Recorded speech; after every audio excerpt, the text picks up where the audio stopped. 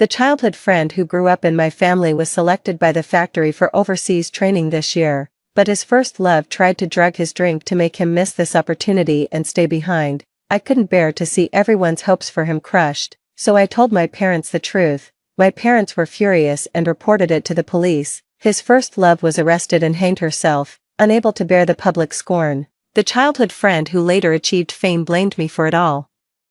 Exacting revenge that left my entire family dead. Given a second chance at life, I watched coldly as he spiraled downward while his rivals rose to prominence with boundless futures. At the factory gate, Li Zhongfeng strode past proudly, a red commendation flower pinned to his chest. Li Zhongfeng is such a looker. Growing up with him since childhood, you really hit the jackpot, Wang Li said to me with a suggestive wink. In my past life, I naively believed Li Zhongfeng and I were destined soulmates. On my 18th birthday, I mustered the courage to ask him to take a commemorative photo for me, only to be impatiently rejected. My parents scolded me for being inconsiderate and disrupting his preparations for the overseas interview. That night, on impulse I brought Li Zhongfeng some midnight snacks, only to find him holding Chen Lan's hand in the factory dormitory, scribbling sweet vows on imported photo paper.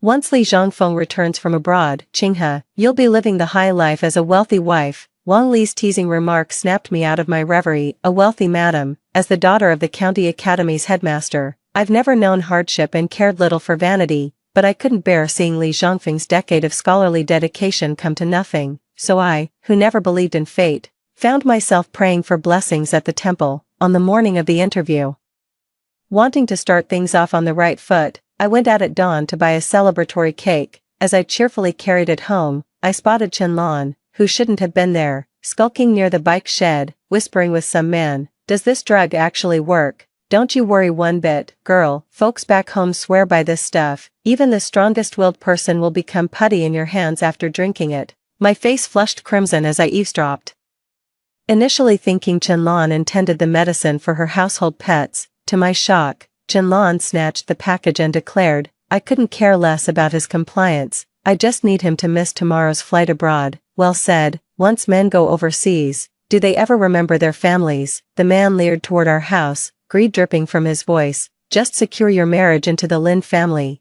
and your dear brother here will bask in the good life. How much must that building be worth, sis? Once you marry Li Zhongfeng, our whole family can move in, right? Chen Lan replied smugly. Absolutely, just wait for my good news. Those siblings actually planned to harm Li Zhongfeng. I couldn't bear seeing Li Zhongfeng's future ruined by Chen Lan, so I revealed her and her brother's scheme to him afterward, hoping he'd stay vigilant and avoid falling into her trap. Li Zhongfeng accused me of slandering Chen Lan out of sheer jealousy, using such despicable means to tarnish her reputation. Left with no choice, I turned to my parents for help. Furious, my parents immediately called the police, who searched Chen Lan on the spot, found drugs in her possession, and took her away. Li Zhongfeng remained silent at the time, yet still passed the overseas qualification exam as scheduled the next day. 3 years later, he returned from abroad with his degree and founded the county's first joint venture, becoming its youngest tycoon. My parents were brimming with pride, repeatedly murmuring that all their sacrifices had finally paid off. But that very year, Li Zhongfeng colluded with local thugs to ransack my father's academy under the guise of cracking down on monopolies, leaving our entire family homeless. With his dying breath, he sneered while choking me. Lin Qinghe, you vile wretch, you drove Chen Lan to hang herself. You and your whole damn family deserve to die for her, rot in the streets.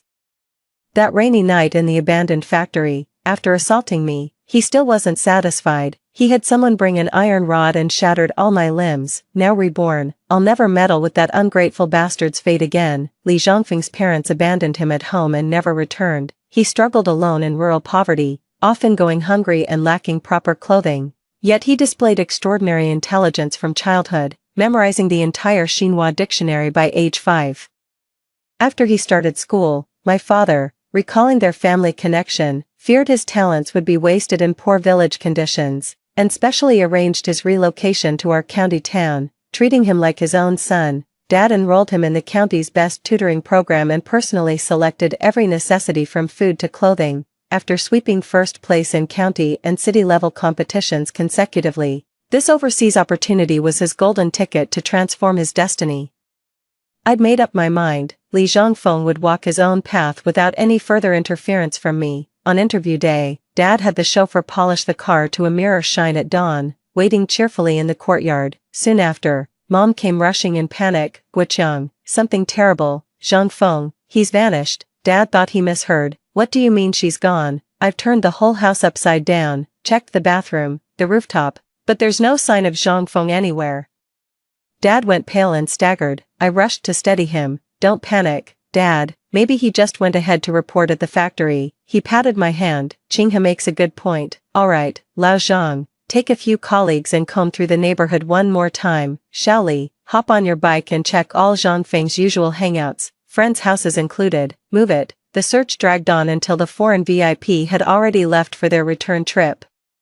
When the driver finally leaned in to whisper something to Dad, "What, you saw it with your own eyes?" The driver nodded grimly. "It's absolutely true, Dean Lin." Father arrived livid with a group of men, and upon seeing Qianlan cradled in Li Zhongfeng's arms, he immediately struck with a backhanded slap. Li Zhongfeng shielded Qianlan protectively behind him, defiance written across his face. "Uncle Lin, I was drunk and violated Qianlan's virtue. Blame me alone, don't punish the innocent." "Nonsense," Father exploded with rage. "You were drunk and reckless, but that factory girl was stone-cold sober. Why didn't she scream for help even once? She just watched you miss your interview and ruin your future. Zhongfeng, you've been played." Qianlan bit her lip hard, remaining silent while putting on an expression of extreme grievance.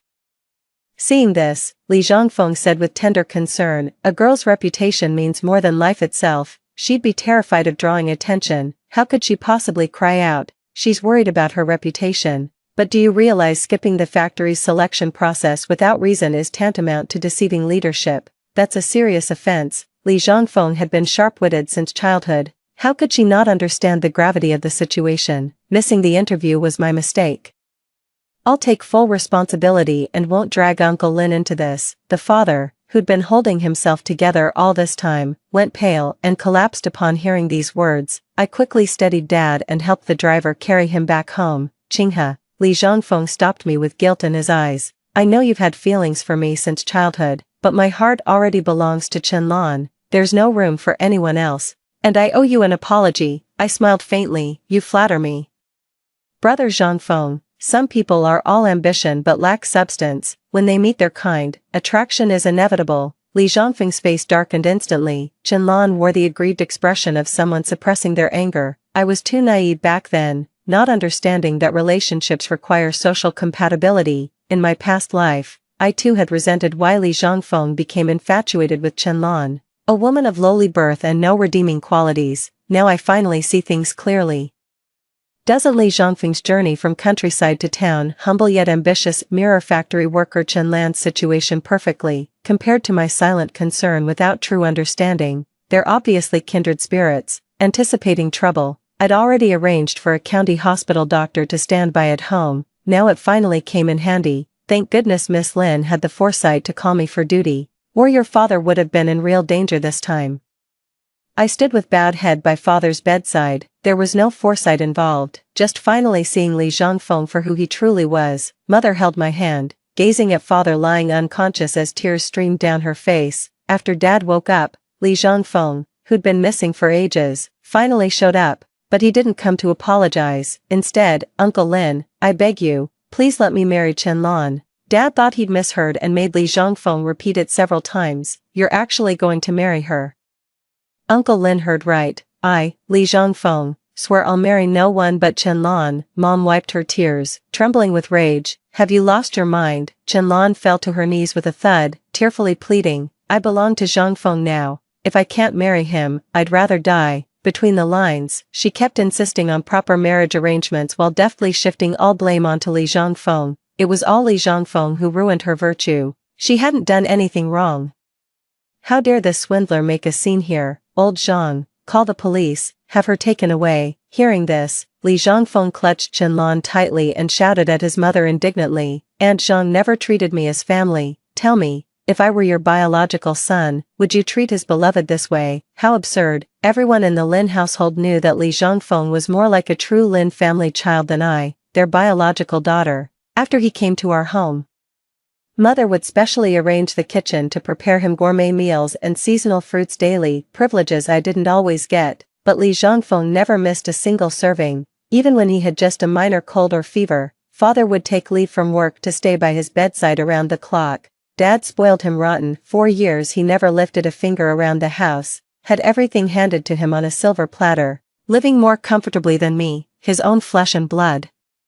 And how does he repay this kindness? With utter betrayal. What else can you call someone like that but an ungrateful wretch? Mom nearly fainted from sheer rage. I tugged at Mom's sleeve and whispered, "Mom, let it go. The interview's over. Even if you drag her away now, Li Zhongfeng won't get his overseas opportunity back." Twisting the knife in Li Zhongfeng's heart, I continued, "Besides, you and Dad are just his adoptive parents. You can control him temporarily.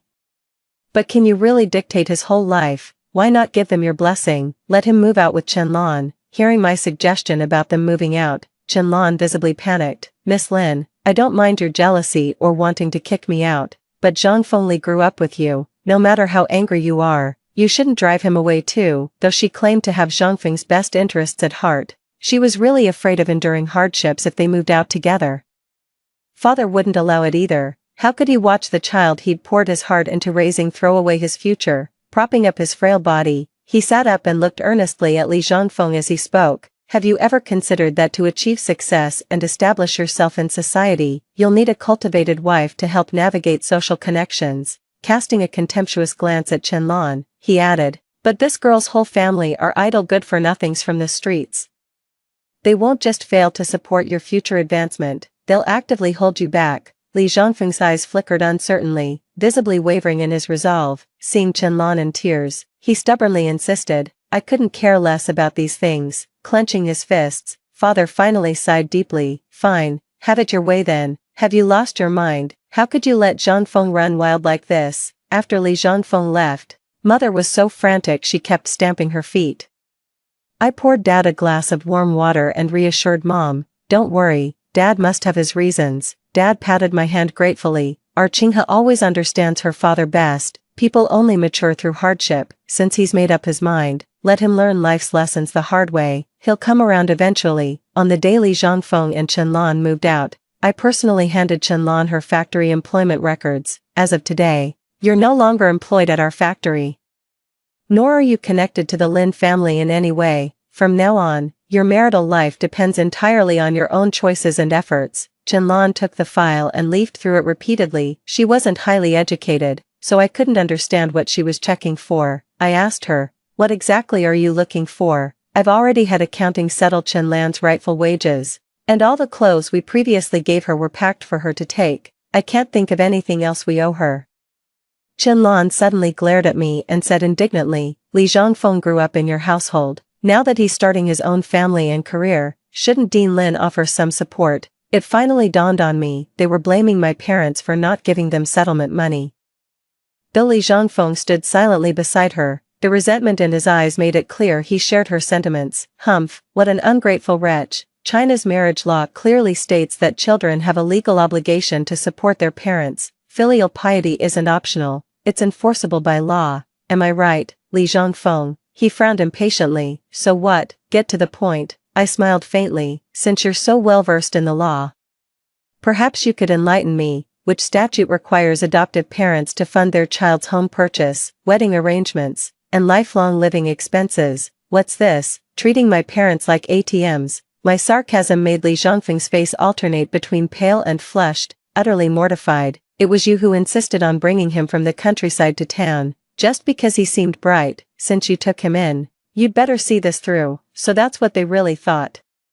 My parents only brought you to town for schooling, providing living and study arrangements. It's not formal adoption. You're free to return to the countryside anytime you wish." My runaway uncle and aunt had defied family warnings back then, eloping after conceiving a child in secret. They abandoned their elderly parents without another word. Like father, like son, Li Zhongfeng mastered ingratitude at such a young age. "Chenlan, don't grovel before her. If I've got what it takes, I'll make my mark sooner or later." "Oh really? Then I'll wish you success in advance." Without my family's support, Li Zhongfeng would struggle to cover even basic living expenses. Little did I expect that within just half a month, a complete stranger would come knocking at my door. the man was dressed in rags, disheveled and filthy, clearly from society's lowest rung. His beady eyes greedily surveyed my courtyard. When the driver blocked his entry, he squatted at my gate and burst into loud sobs. "This is where my relatives live. Who are you to stop me from entering? Come see this injustice. Neighbors, Dean Lin is bullying us with his power. The boy he raised ruined my sister's virtue,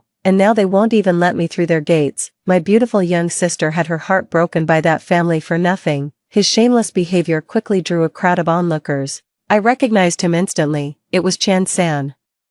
Chen Lan's good-for-nothing brother. If we let someone like him through our door, he'll surely spread malicious rumors about our family everywhere. I immediately blocked him at the doorway. My father has always been aboveboard. There's nothing he can't say openly. Let's settle this right here before everyone. The crowd can judge who's in the right. As soon as I finished speaking, the onlookers began nodding in agreement. Miss Lin is absolutely right.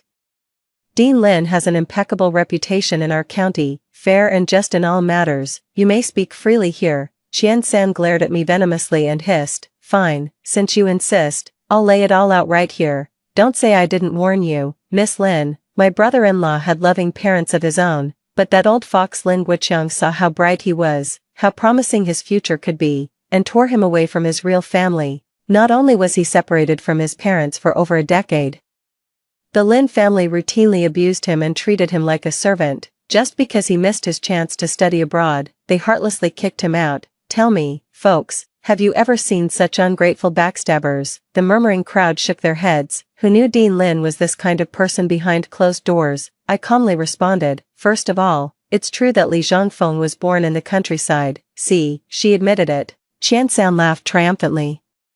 Some people in the crowd immediately showed pity upon hearing the word countryside. Living conditions in rural areas are so poor, it's even hard for children to get proper schooling. I continued along their line of thought. Exactly, as we all know, rural life is tough, and educational resources are scarce. My father recognized Li Zhongfeng's exceptional talent and couldn't bear to see him wasted in the countryside, so he brought him to the county town.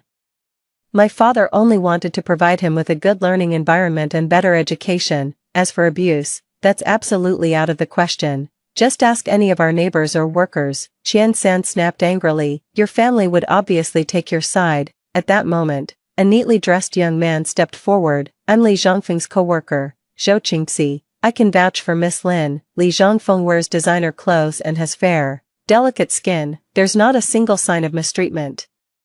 It's clearly you who's spreading malicious rumors about Dean Lin with ulterior motives. I nodded gratefully at him. Thank you, Zhou, for speaking the truth. Qian San still tried to argue. Now that he's starting a family and career, shouldn't you buy him a house? To give my sister a proper place to live? No, I said firmly. Li Zhongfeng was determined to marry your sister even at the cost of missing his overseas opportunity. He swore he was a man of his word who could provide for his wife single-handedly. When he's showing such determination to stand on his own feet, how could you expect my parents to keep supporting them? Wouldn't that undermine his dignity? The crowd was stunned when they heard Li Zhongfeng had given up his state-sponsored chance to study abroad for Chen Lan. A bespectacled man in the crowd scoffed. I thought Li Zhongfeng had some extraordinary reason for missing his interview. Turns out it was just for a woman. While countless people fight tooth and nail to study abroad for prestige, this ingrate squandered state resources and betrayed Dean Lin's decades of mentorship. What an utter disgrace. How dare this ungrateful wretch shamelessly beg the Lin family for house money? Working alongside him makes my skin crawl. His impassioned speech drew thunderous applause. Here, we've no respect for such backstabbing snakes either. Sensing trouble, Qian San made himself scarce long ago. After the crowd dispersed, I sincerely thanked Zhou Qingxi. Thank you for speaking up for justice, Comrade Zhou. I'm truly grateful. He waved dismissively with a smile. Don't mention it. I just couldn't stand seeing them bully decent people. Besides, Miss Lin remained calm under pressure, spoke logically and thought clearly. Such remarkable talent, hardly. I've just been through life and death once, so I'm not as timid as I used to be. You flatter me, Zhou. I'm just trying to keep my own household in order. Managing a family well is no easier than making your way in the world. I'd merely spoken my mind, but at the factory gate, Zhou Qingxi gazed at me thoughtfully with piercing eyes. Soon came the day when the admission list was posted. Li Zhongfeng didn't attend the interview, and our family couldn't be bothered with that circus either. The overseas assignment list is posted at the factory headquarters building. Today's just for show. Going there wouldn't make any difference for us. Longley stubbornly dragged me out of the house, saying, "Who cares about some stupid list? I just want to check out those young factory workers." Golden Jade Mall stood right across from the factory offices. Longley and I settled into a small cafe on the second floor, ordering bubble teas and some pastries.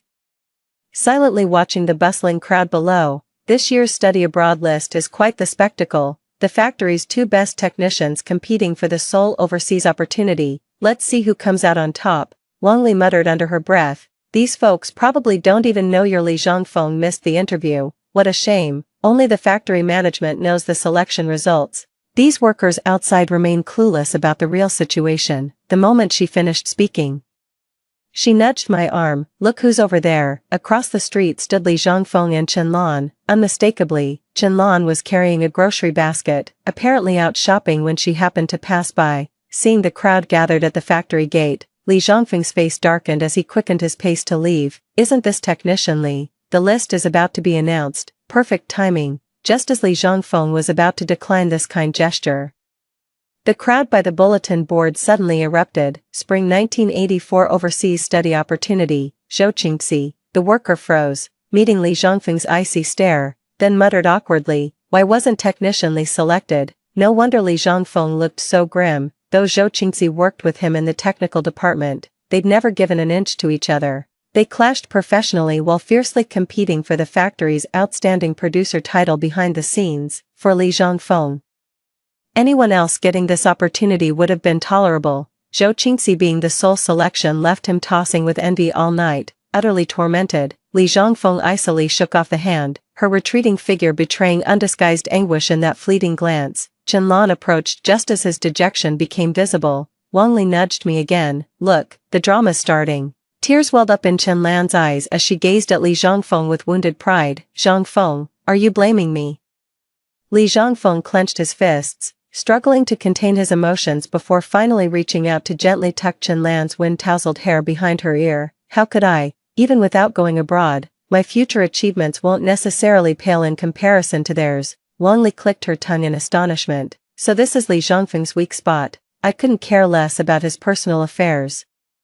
The factory management overlooked his unexplained absence from national selections earlier because they were swamped with candidate screenings. Now that the final list is out, I'm afraid our family will face collateral consequences. I rushed home in a hurry and told Dad about the situation. Dad scoffed coldly. If the factory management really wanted to hold someone accountable, why wait until now? It's Zhou Qingxi, the newly elected representative, who pleaded for our family.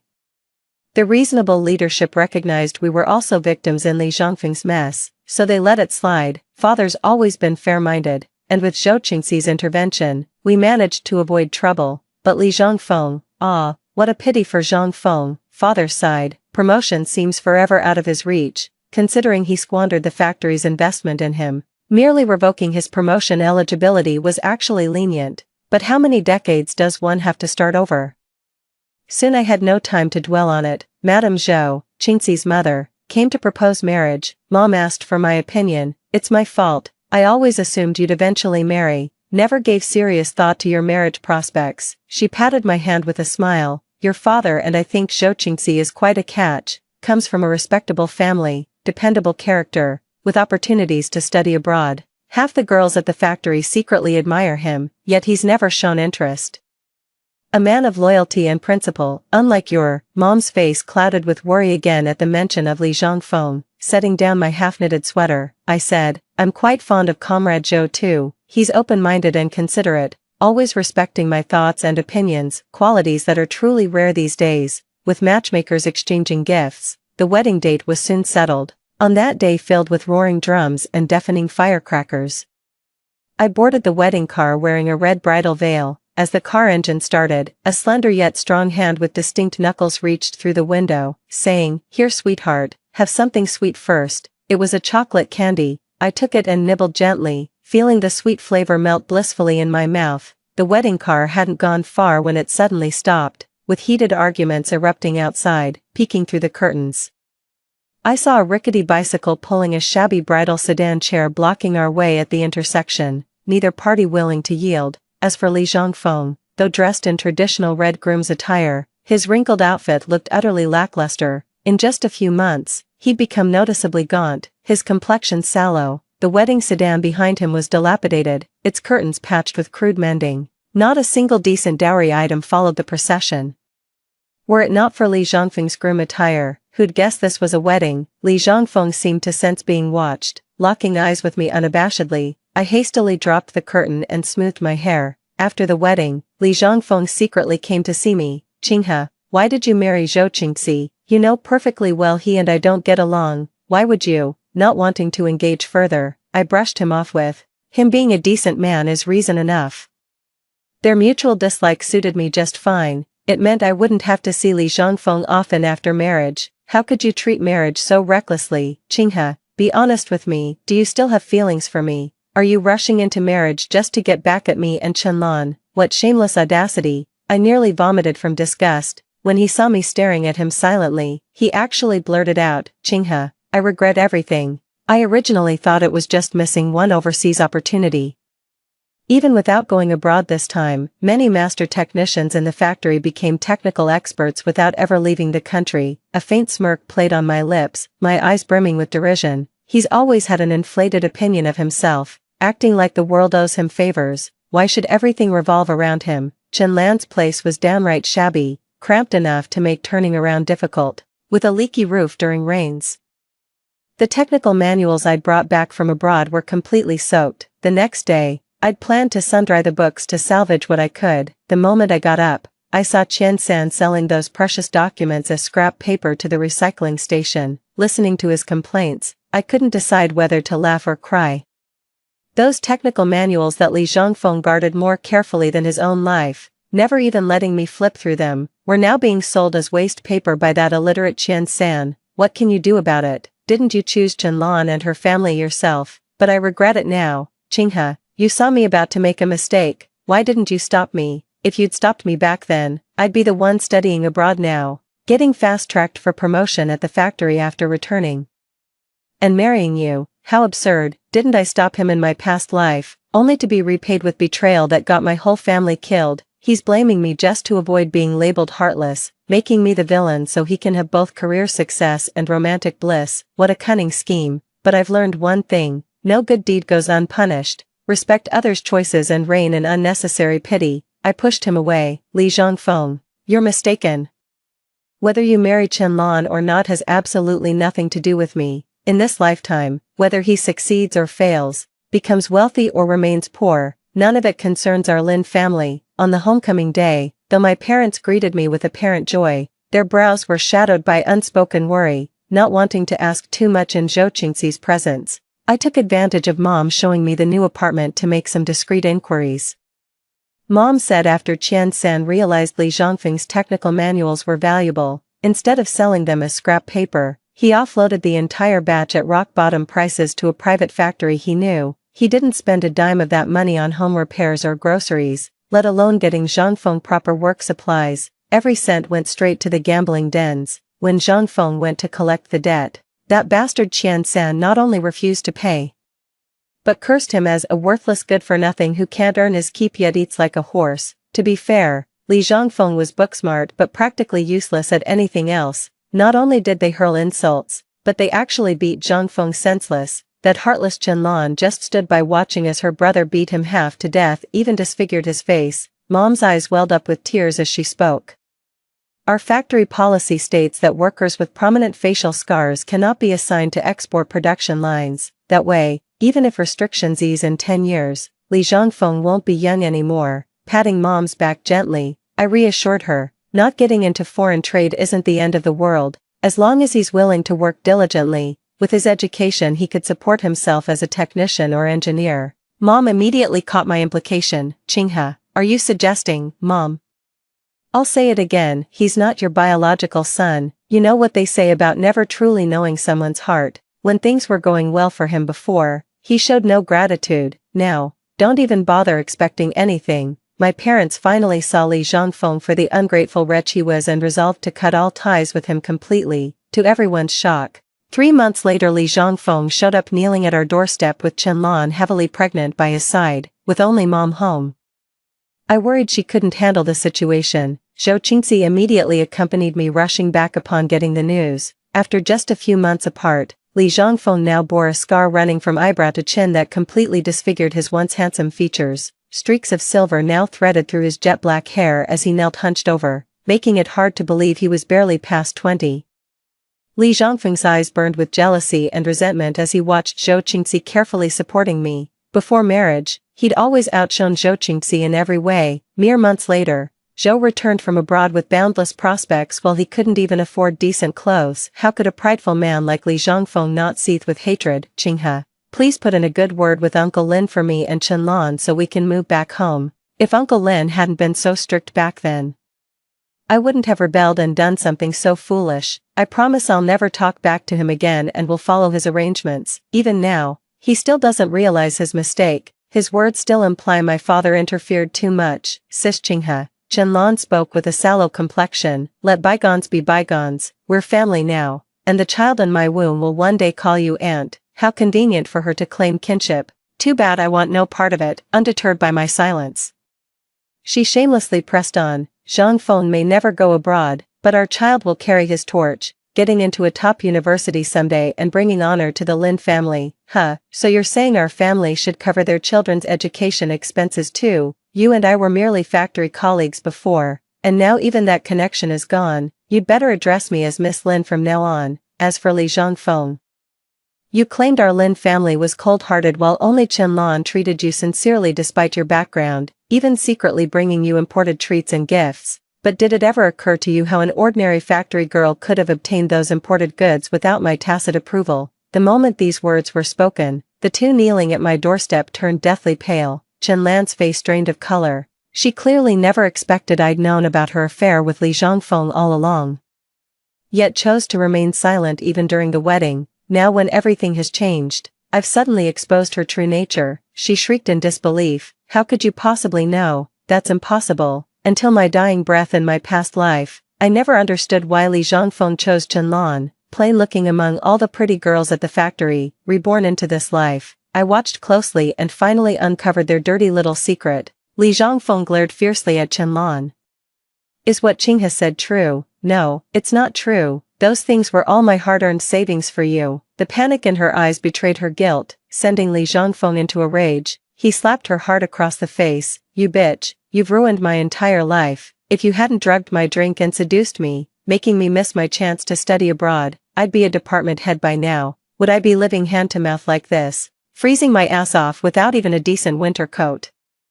You destroyed my future, you destroyed my life. With murderous rage flashing in his eyes, he lunged forward and seized Chenlan by the throat, the same vicious expression Li Zhongfeng had worn in our past life when he'd nearly killed me.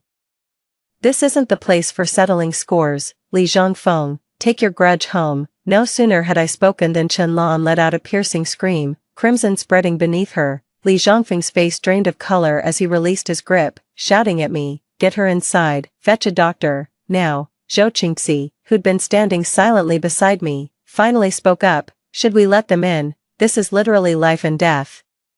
But we didn't cause Chenlan's premature labor. Li Zhongfeng brought this on herself. If I soften up and let them inside to call a doctor, and something happens to Chenlan or the baby, Li Zhongfeng would blame us for the rest of our lives. I shook my head. The woman who runs the pharmacy across the street is a midwife. Carry Chenlan there now, it'll be much faster than waiting for a doctor here. Yet I still underestimated human cruelty. Li Zhongfeng coldly watched Chenlan moan in agony, yet insisted on using her and their unborn child as leverage to force their way into my home. Chenlan, hold on a little longer. If we can't secure proper shelter for our child, maybe we shouldn't have gotten pregnant at all. Qinghe's too kind-hearted. She'd never abandon people in need. What exactly were they doing all this time? Did you never consider while having children how that drafty shack of yours could possibly shelter them from storms? The baby's almost here, and you've got nothing to your name. Now you dare threaten me. Li Zhongfeng, you've gone too far. Don't forget Chenlan's brother is a desperate man. If anything happens to her,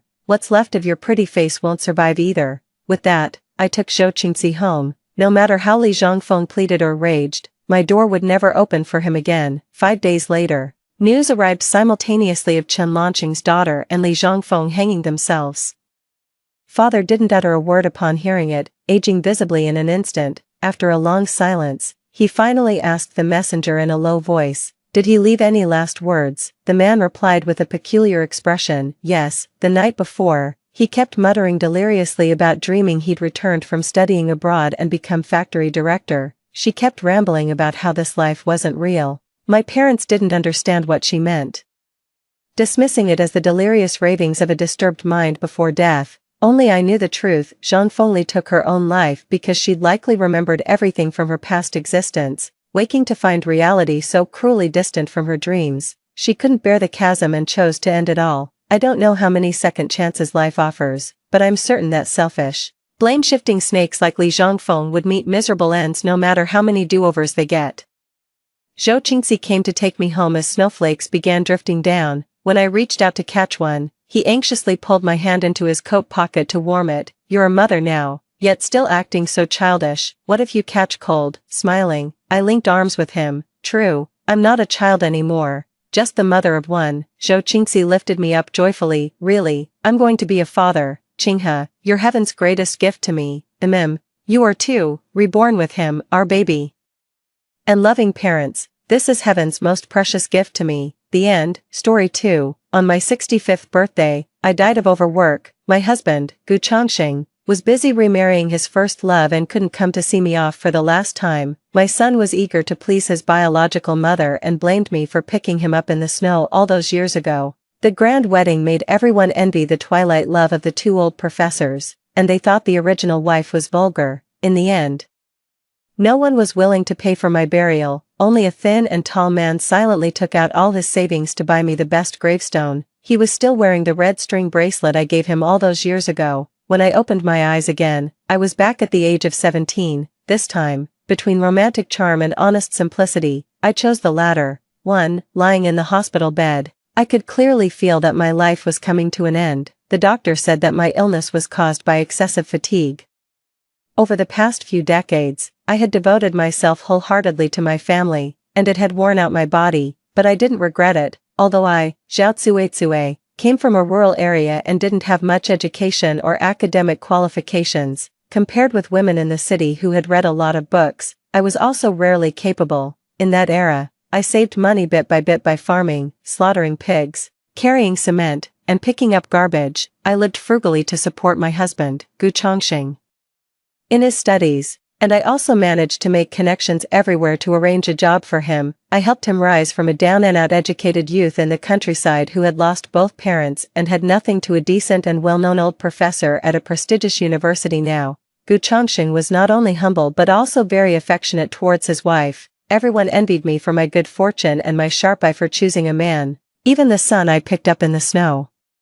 Now I had raised him from infancy to the point where he had started a family and a career. He wasn't particularly outstanding, but he was well known for his filial piety and thoughtfulness. Looking back, the hardships I had endured in my life seemed worthwhile, and I hadn't lived in vain. I stubbornly held on to my last breath, just wanting to wait for my husband, Gu Changxing, and my son, Gu Nianyu, to see them one last time and have them send me off. I didn't know why they hadn't come yet.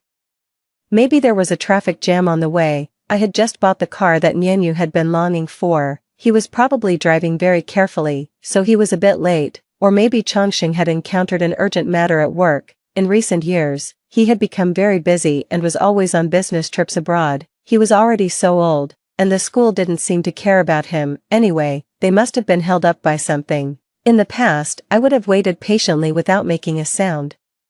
But now I couldn't hold on for much longer. I struggled to look at the nurse beside me. She comforted me softly. "Grandma Zhao, I'll help you urge them again." She first called Changxing. After a long busy tone, there was no answer. She called again, and still, no one answered. Then she called Nianyu's phone. In less than 2 seconds, it was hung up. I was so anxious that I coughed and couldn't catch my breath. The little nurse was also anxious. What on earth are they busy with? One after another. It's already this time. No, I have to call again. This time, fortunately, the call got through. She let out a sigh of relief and turned on the speakerphone. "Sir, may I ask when you and your father will arrive?" "Your mother, Grandma Zhao. She may not be able to hold on for much longer." I looked at the other end of the phone expectantly. But the next second, the person on the other side spoke ruthlessly and impatiently. Why hasn't she died yet? Also, she's not my mother. How can a rural bumpkin like her be worthy? My real mother is Xia Wanyu, the famous Professor Xia who returned from studying abroad. I'm currently attending the century wedding of my real mother and my real father. Don't bother us anymore. Can you afford to delay the auspicious time?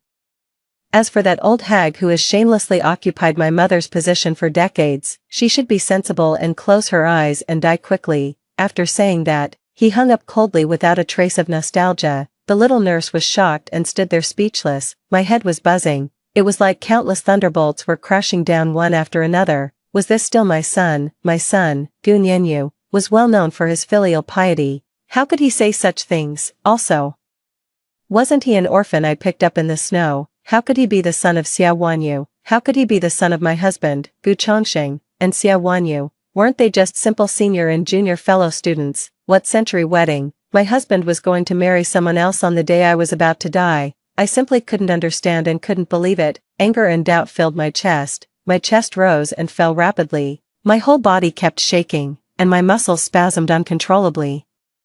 I opened my eyes wide, just like that, amidst the little nurse's exclamation. My breath suddenly stopped, and I died with my eyes open, too. Perhaps it was because of my deep resentment. After I died, my soul floated in the air, and I saw many scenes that subverted my perception. The road that I had walked countless times when picking up garbage during my lifetime. At this moment, a red carpet extended, and there was a hubbub of gongs and drums. There were lion dancers leading the way in front, and a 10-mile red dowry at the end. The onlookers gathered in groups, and my husband, the man I had loved all my life, Gu Chongqing, was wearing a red robe and riding a horse. His smile was as shy as when he was a teenager. He greeted the passers-by with a bow and recited a poem in high spirits. For 50 years, we have been separated like a pair of swallows. It's hard to write the love song in the brocade letter. Today, I marry my beloved, and I'm happy to tell the whole world.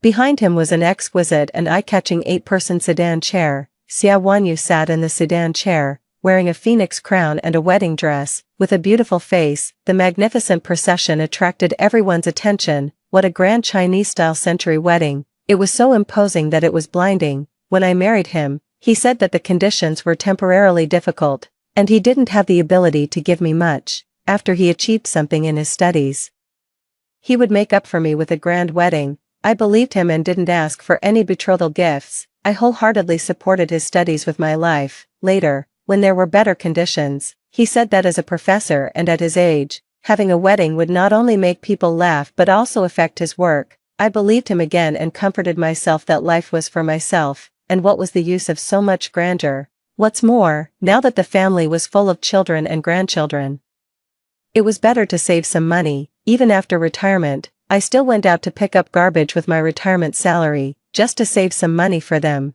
But now, he didn't have so many excuses anymore, and he no longer said that spending money was wasteful. Looking at this scene, the passers-by all sighed. I really envy the beautiful love of the older generation, Gu Chongqing and Xia Wanyu. These names are just like the heroines in novels. I said why Zhao Cuizue was not worthy of Professor Gu. It turns out that she was a shameless mistress who took the position and separated them alive. The name Zhao Cuizue is really extremely rustic. She has done all kinds of bad things in her life. Since she couldn't have children herself, she stole Ms. Xia's child to raise. I was so angry that I cursed, but no one paid attention to me. Later, they changed to cars. My son, Gu Nianyu, whom I regarded as my own, attentively helped Xia Wanyu by the hand and helped her into the BMW car that I had bought with my money. Come on, Mom, take it slow. Xia Wanyu didn't move and frowned slightly. I don't want to ride in a car that a country bumpkin has ridden in. Gu Nianyu immediately added, Mom, don't worry, this car is clean, that old hag hasn't touched it. Only then did Xia Wanyu's frown relax, and she got into the car. I suddenly realized, no wonder he never wanted to take me for a drive in the car after buying it and always used the excuse that his driving skills were not good and he was concerned about my safety to prevaricate me. It turned out that my son thought I was dirty. The motorcade drove all the way until it stopped in front of a brand new Chinese-style single-family villa. Gu Chongqing held Xia Wanyu's hand and got out of the car. Madam, as you said, I didn't let her know about this place. And I didn't even let her come in half a step. It turned out that he had secretly bought a wedding house without telling me. My husband also thought I was dirty. Among the full house of guests, they raised their glasses and clinked them. At this time, the hospital called again to inform the family that I had died and asked them to come and sign for the burial. My son, Gunyenyu, said, still helped collect her body. Heh. I'm not blaming her for privately picking me up in the snow and making me separate from my real mother for so many years. That's already very kind of me. My husband, Gu Chongqing, said, this is not my obligation. I have never regarded her as my wife. In my heart, there is only one you. Such a vulgar person is not worthy of me collecting her body. He turned around and patted Xia Wanyu's hand, praising her. You're so smart. You made me lie to her that she couldn't have children, otherwise. How could she take care of our son wholeheartedly like a nanny? Xia Wanyu raised the corners of her lips, looking proud. I laughed until tears came out. Xia Wanyu, for so many years, because of Gu Chongqing, I had always taken care of you as if you were my own sister, worried that you would have difficulties alone abroad. I not only acquiesced in Gu Chongqing sending you money but also subsidized you from time to time myself. I gave my heart and soul to each of you. And how did you treat me? You made a fool of me. The family that I had worked hard for all my life turned out to be false. My husband belonged to someone else, and so did my child. My whole life was a huge joke. No one remembered that today was my birthday, even no one was willing to pity me and collect my body. My memorial day was their wedding day. How ironic. 3. In the hospital, the little nurse was in a state of anxiety. She called all the numbers in my phone book but couldn't find anyone to come and sign. At this time, she suddenly received a strange call. She quickly answered it, treating it as a last resort. I looked at the number and felt that it seemed somewhat familiar. The call was connected. The person on the other end was silent for a moment, looking a bit disbelieving. Suetsue, you're finally willing to answer my call. I didn't mean to disturb you. It's just that I heard that Gu Chongqing is getting married today. Have you already separated, or did he do something to let you down? Don't be afraid. If he dares to let you down, I will definitely teach him a good lesson. Don't think too much. This is what I should do. After all, I'm your brother. He said the last two words very softly, as if he was saying it to himself. I finally recognized who it was. Zhao Chuanchuan, the elder brother who had been fostered in my family since he was 10 years old and grew up with me. He was smart, honest, diligent in work, and sensible, and he had always taken good care of me. My parents often joked that we should become a couple, but after meeting Gu Chongqing, I was attracted by his cultural temperament. Compared with Zhao Chuanchuan's honest and dull personality, I preferred the educated youth from the city who could talk about romantic things, so I only regarded Zhao Chuanchuan as my brother and spent all my time around Gu Chongqing. After getting married, Gu Chongqing was afraid of being gossiped about and didn't let me have much contact with Zhao Chuanchuan, saying that after all, he wasn't my real brother. So over the years, we had never been in touch. But what did he mean by saying that I refused to answer his calls? Zhao Chuanchuan talked to himself for a long time, as if he had gotten used to it. By the way, do you still have money to use? Don't be stingy with yourself. Today is your birthday, and I've sent you another sum of money. It's still the same bank card number as before. Don't worry about me either. I'm a big man, and I have nowhere to spend my salary. I remember that you like flowery clothes the most. Buy yourself a couple more to wear.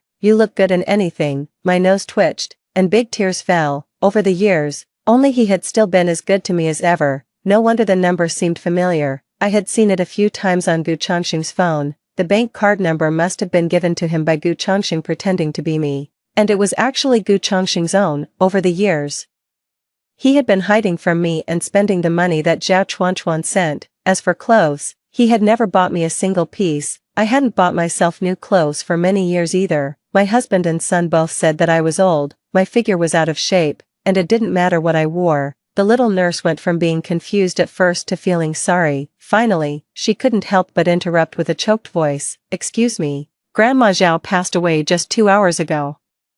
Would you please come and sign so that she can be buried? The other end fell silent immediately. Then came the sound of something heavy falling to the ground. When he spoke again, the man was incoherent. Half an hour later, a simple old man with a walking stick appeared at the door of the ward. He had a tough appearance, was thin and tall, only his right foot was a bit lame, and he walked in a hurry, almost falling. Looking at the person covered with a white cloth on the bed, he suddenly didn't dare to move forward. The hand holding the walking stick shook unsteadily and couldn't stop trembling. He stretched out his hand and carefully lifted a corner of the white cloth. His eyes immediately turned dead. He calmly closed my eyes. Then he lost his strength and knelt on the ground. He murmured to himself, "I thought that if I didn't bother you, you would be very happy. I was wrong. I was really wrong. If I hadn't let go back then, would it not have been like this?"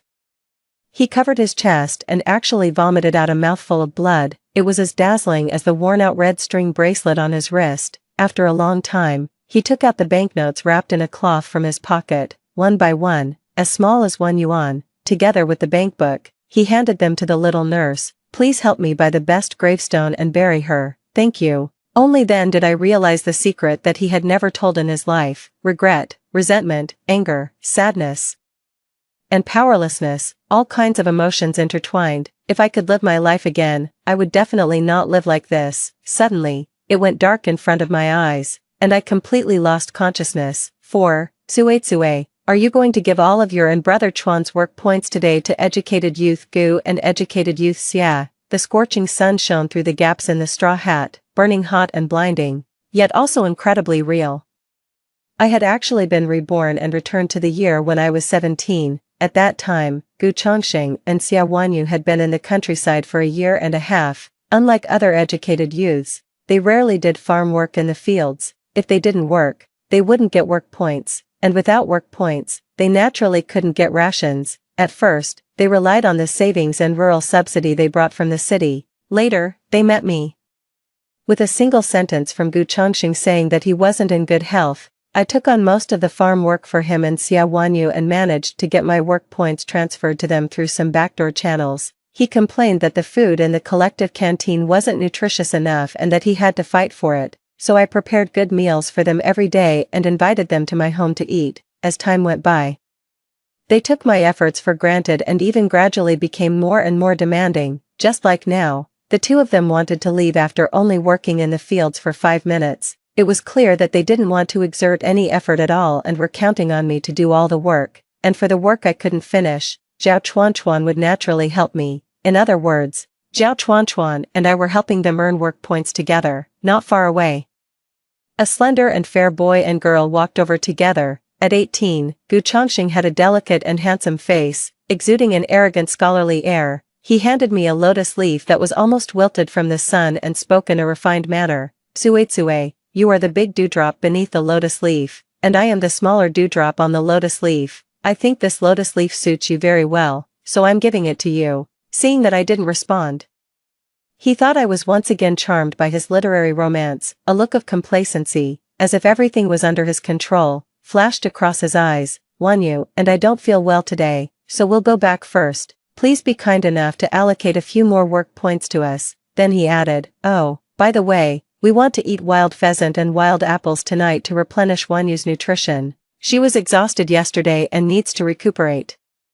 Remember to tell Brother Chuan to prepare them." The girl beside him was wearing a lotus leaf hat, holding a lotus flower in her hand, revealing a delicate face and a slender figure. "Thank you, Tsue. You know, I've never done any work before. Since coming to the countryside, I haven't been in good health. I can't compare to you who grew up in the countryside and are so strong. I really envy you." Certain that I would agree, the two of them turned around and left after giving their instructions. I looked at their intimate backs, with an ambiguous and unclear atmosphere lingering around them. I almost gritted my teeth in anger. How could I not have seen such an obvious relationship in my previous life? I clenched my fists and maintained my rationality. "Stop." The two of them turned around, not understanding why. I looked at the tattered things in my hands, smiled, and deliberately showed them around to the surroundings. Raising my voice, "You people from the city really have smart minds, exchanging a few work points for a broken leaf. You're even better at doing business than capitalists. Those who know say that you people always uphold the principle that the gift is trifling but the feeling is profound. Those who don't know might think that you're just thick-skinned and love to take advantage of others through speculation." As soon as I finished speaking, several sneers emerged from the crowd working around.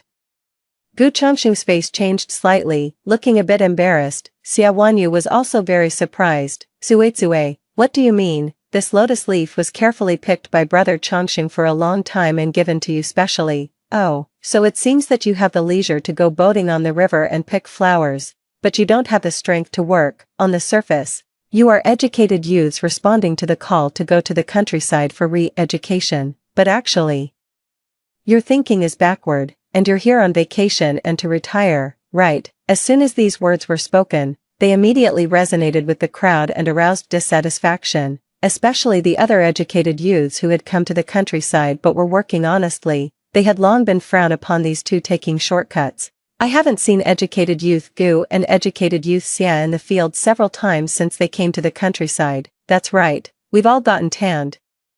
But they're still fair and tender. They don't eat for free in the city anymore. They've changed to relying on women to eat for free in the countryside. While we were working hard, they actually went to a small pond for a tryst. In the past, when I heard such words, I would definitely stand up and refute to defend them immediately. I couldn't stand others saying anything bad about Gu Chongqing. But now, I remained silent, showing my agreement.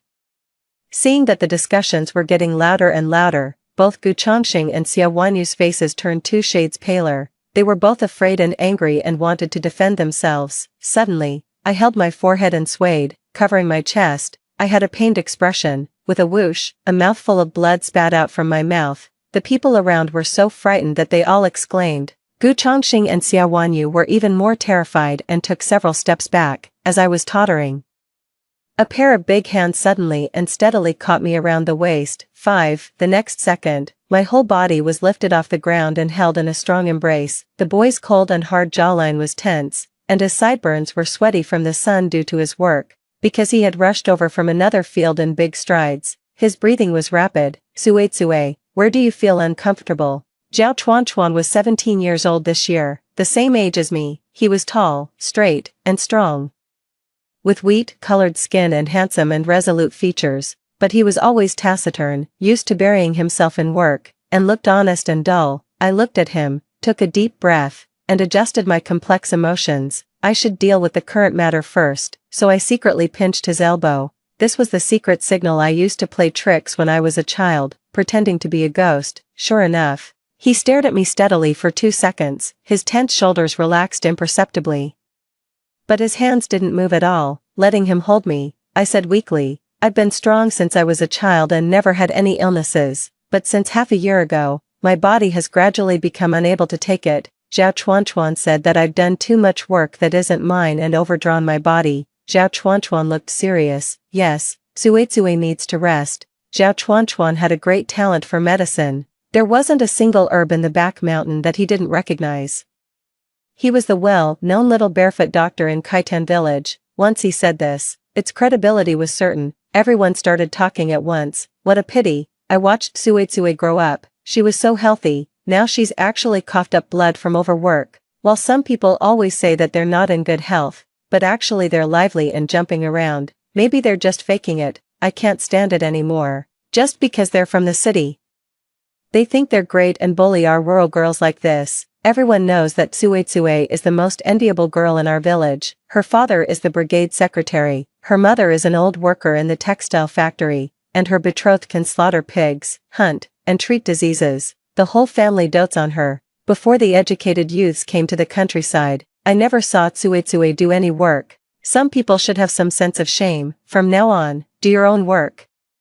You've enjoyed enough blessings. Gu Chongqing and Xia Wanyu were so ashamed that their faces turned red. Tsue, it's not that your aunt is talking about you. You have to keep your eyes open when choosing a man. You mustn't want this kind of pretty boy, especially one with an unclear burden. The old are crafty. She saw it at a glance. I nodded. Cough, auntie is right. I mustn't. I was too stupid before, so from today on, you two educated youths, please earn your own work points. What happened today was just the first step in my break up with them. If I didn't make a preemptive move like this, with their style, they would definitely turn things around and play the victim to everyone, saying that I hated them because of unrequited love. At that time, others would only think it was my problem. Now it's different. After today, everyone will only remember how excessive they were. Tsue dash. I didn't pay any more attention to the two people behind me who were almost drowned in saliva. Zhao Chuanchuan picked me up and left. We walked through the deserted bamboo forest until we got home. Immediately, I returned to normal and stopped pretending to be sick. I couldn't wait to get down from his arms, just as I was about to complain to him. I saw the young man staring blankly at his empty arms, a bit at a loss. His eyelashes slowly drooped, hiding the imperceptible desolation. He said with difficulty, "I offended you just now. I will explain it clearly to them." That's right, 17-year-old Zhao Tsuetsue, in order to pursue her beloved, tried her best to draw a clear line from her childhood sweetheart, for fear of being misunderstood in the slightest, not to mention being carried in his arms like a princess in public. She would even avoid suspicion if they talked a few more words, but the one standing here now was Zhao Tsuetsue, who had returned to the age of 17. I said righteously, "Explain what? Are you afraid of being misunderstood by someone about our relationship?" As expected, a grown-up son has his own mind. The young man suddenly looked up, with an anxious expression. "I'm not, Tsuetsue, I really don't." "Not what?" The young man wanted to say something but stopped.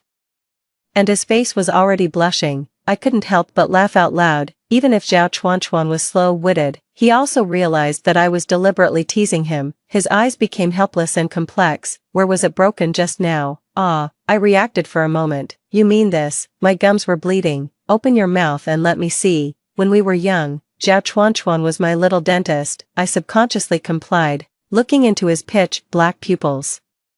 I felt a bit uncomfortable and closed my mouth again. "Be good, let me see if it's inflamed. If it develops into a toothworm, it will be bad." My gums tightened. That couldn't be. In my previous life, my teeth were very healthy. It wasn't until after I got married to Gu Chongxing that I got cavities. At that time, life was hard and tight. I wanted something sweet in my mouth. When I went to the supply and marketing cooperative, I couldn't bear to buy any snacks except the cheapest brown sugar. A pack could be eaten as a snack bit by bit for 2 or 3 months. Over time, my teeth were also damaged. When the toothache flared up, I would roll on the ground in pain. When the pain subsided, I would stuff sugar into my mouth again. Such a cycle continued. And finally, when I was in my 60s, I didn't have many good teeth left. While I was reminiscing, rough fingers had already pressed on the corner of my mouth and pried it open with a gentle but firm force. His burning gaze observed inch by inch, patiently and meticulously. It took so long that my mouth watered, and I subconsciously closed it, but unexpectedly, my soft tongue collided with his fingertips and quickly passed by. Both of us were stunned. His fingers froze in mid-air for a moment and then retracted unnaturally. "It's all okay, it's just a bit inflamed." Then he turned around, picked up the bamboo clips by the door, and walked outside. "What are you still going to the back mountain for? They're in very good health. There's no need to replenish them." The young man didn't look back, and the tips of his ears were red. "For you." 6. There were a lot of wild game in the back mountain of Kaitan village, but the forest was thick and steep, winding, and there were many snakes and insects, so the risk factor was also very high. Ordinary people only dared to pick wild vegetables and mushrooms on the periphery.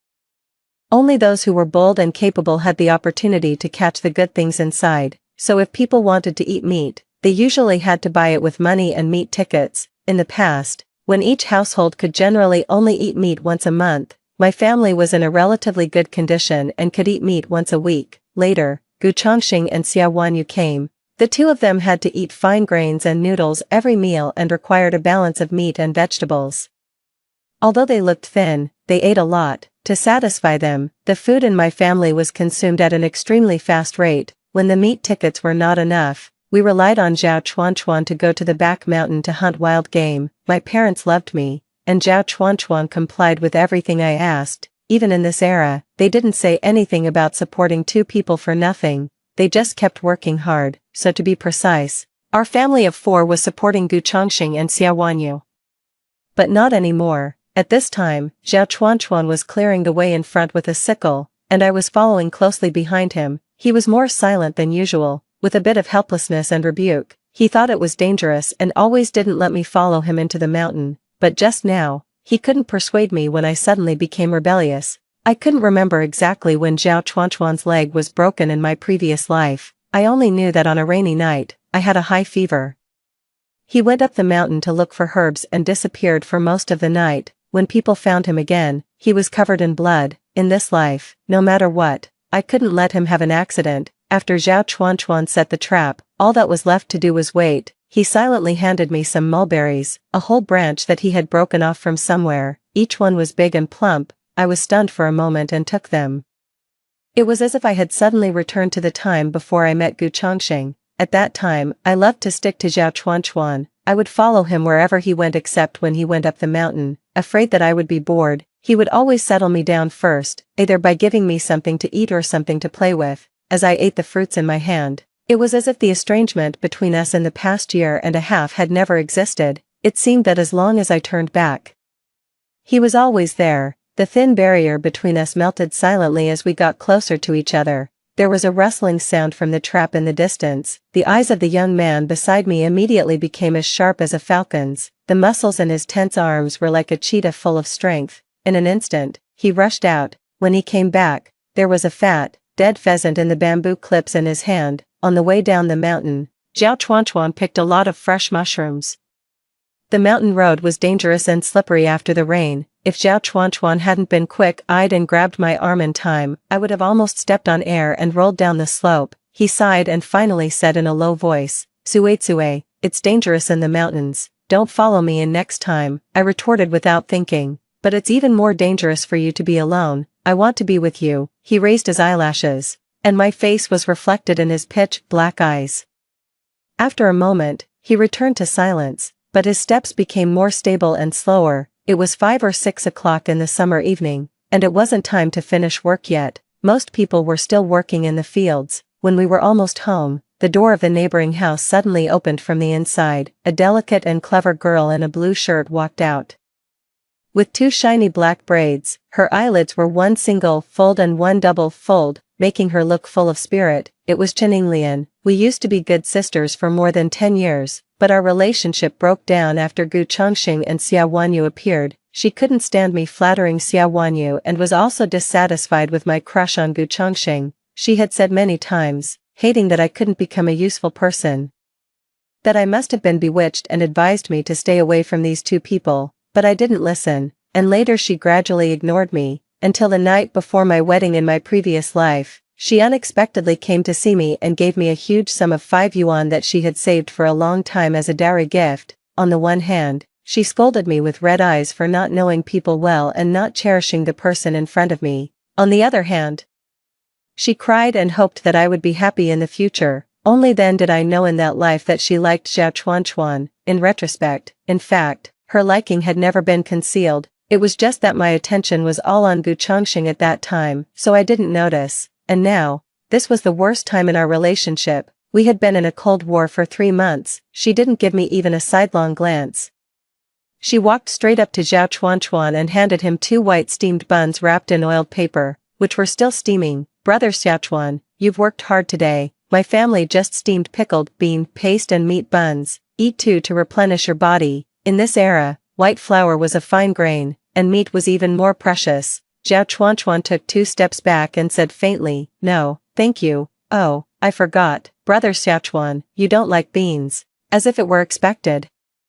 Lian didn't react much to being rejected. Her gaze only lingered on me for a moment, as if she said casually, "I heard that someone coughed up blood from overwork in the fields today. No wonder. She's reluctant to eat her own family's food and gives it all to those 2 ungrateful wretches. She's even more generous than the Buddha who cut his own flesh to feed the eagle. It's your lucky day today. These 2 meat buns are a bargain for you." After saying that, without another word, she stuffed the oil paper package into my hand, then turned around and slammed the door shut. Zhao Chuanchuan beside me held his breath, waiting for my reaction. After all, in my previous life, except in front of those 2 people, I had a short temper. On ordinary days, I would explode at the slightest provocation. How could I tolerate such sarcasm? However, I naturally picked up the bun and took a bite. I commented as I walked, "It's a fool who doesn't take advantage of a good deal, not to mention, it really smells good." 17-year-old Zhao Tsuetsue didn't understand what duplicity was, but the current Zhao Tsuetsue did. Lian knew very well that Zhao Chuanchuan didn't like beans. Lian also knew very well that Zhao Tsuetsue loved to eat beans. It was obvious who the buns were specially meant to replenish the body for. 7. In the past, to please Gu Chongxing and Xia Wanyu, I always cooked light meals, but in fact, my whole family loved spicy food. The excellent wild pheasant was just right for making stir-fried chicken with fresh peppers. I cooked, and Zhao Chuanchuan stoked the fire. I chopped the chicken into small pieces with a few swift cuts of the knife and divided it into 2 halves. I set one half aside for later use. I washed the other half, soaked it in salt water for 20 minutes to get rid of the fishy smell, and then drained it. I heated oil in a pot. When the oil was hot, I added chili peppers, scallions, ginger, and garlic and stir-fried them until fragrant. Then I poured in the chicken pieces and stir-fried them thoroughly. The aroma of the rapeseed oil and various spices was fully released under high heat and blended with the chicken. The rich smell of meat filled the air. Zhao Chuanchuan looked up. I met his surprised pupils and casually averted my gaze. After being a nanny for someone for decades, how could my cooking skills not improve by leaps and bounds? Some things couldn't be explained and could only be muddled through. I avoided his inquiring gaze, started another stove, and used the remaining half of the chicken to simmer a clear soup. At the same time, I added some mushrooms to enhance the freshness. Seeing this, Zhao Chuanchuan's hand holding the firewood paused slightly. He slowly retracted his gaze, lowered his head, and his back bent slightly. I was focused on cooking and didn't notice. I continued to stir-fry a dish of stir-fried greens with garlic and spicy tofu. The strong aroma gradually wafted in the yard, making people's appetites soar. My parents came back just at this time. My father had been helping the brigade drive a tractor during the day, and my mother had just gotten off work at the factory. My father sniffed and sighed. "I'm in for a treat again." My mother snorted. "What are you so happy about? Was it specially cooked for you? You can only dip a little in the soup at most. If you take 2 more bites, your dear daughter will be worried that those 2 will starve and lose weight." I came out with another pot of stewed chicken soup just in time to hear this and shrank my head guiltily. It was impossible for my mother not to have any complaints about feeding 2 extra mouths for nothing. She didn't beat me to death purely because I was her own child. My mother pointed at the soup I was holding and said angrily, "Look. Look, she's even made special food for those 2. Zhao Chuanchuan's face turned a little paler. I was just about to refute. Speak of the devil. Gu Chongxing and Xia Wanyu, who had never worked in the fields as they did today, appeared at the gate of the small courtyard, sweating profusely from exhaustion. Hearing this, their wobbly steps became eager. Gu Chongxing even surprisingly called out to Xia Wanyu to come and help me carry the pot. "Wanyu, Zuizue has stewed chicken soup for us to drink." "Drink your ass. Do you 2 even deserve it?" Without any outsiders around, I didn't bother to pretend anymore. I dodged, rolled my eyes, and walked past them towards the neighbor's house, leaving the 2 of them standing there in a daze. As for the other 3 people, a flash of surprise crossed Zhao Chuanchuan's eyes, and then he tightly suppressed the corners of his mouth that wanted to turn up. My parents had a look of disbelief on their faces. I stood at the door of Cheninglian's house. There were sounds of an argument coming from inside. "You little brat, did you give the 2 missing meat buns to the neighbor next door?" "No, I ate them." "Humph, still being stubborn. Your younger brother saw it." "Do you think our family is rich? How can you be so pretentious? I've never seen them thinking of you when they have big fish and meat every day, yet you still have the nerve to act generous and meddle in other people's business." "Mom, stop talking. They're having chicken again today. If they could even give you a mouthful of soup, I'd call you Mom." The next second, I took a deep breath and shouted, "Inglian, open the door. I'm here to bring you chicken soup." There was an eerie silence inside the door. When the door opened, Entley looked unnatural. With a stiff smile, Chen Inglian stood at the door and looked at me. We looked at each other, and finally, we both burst out laughing. She knew me.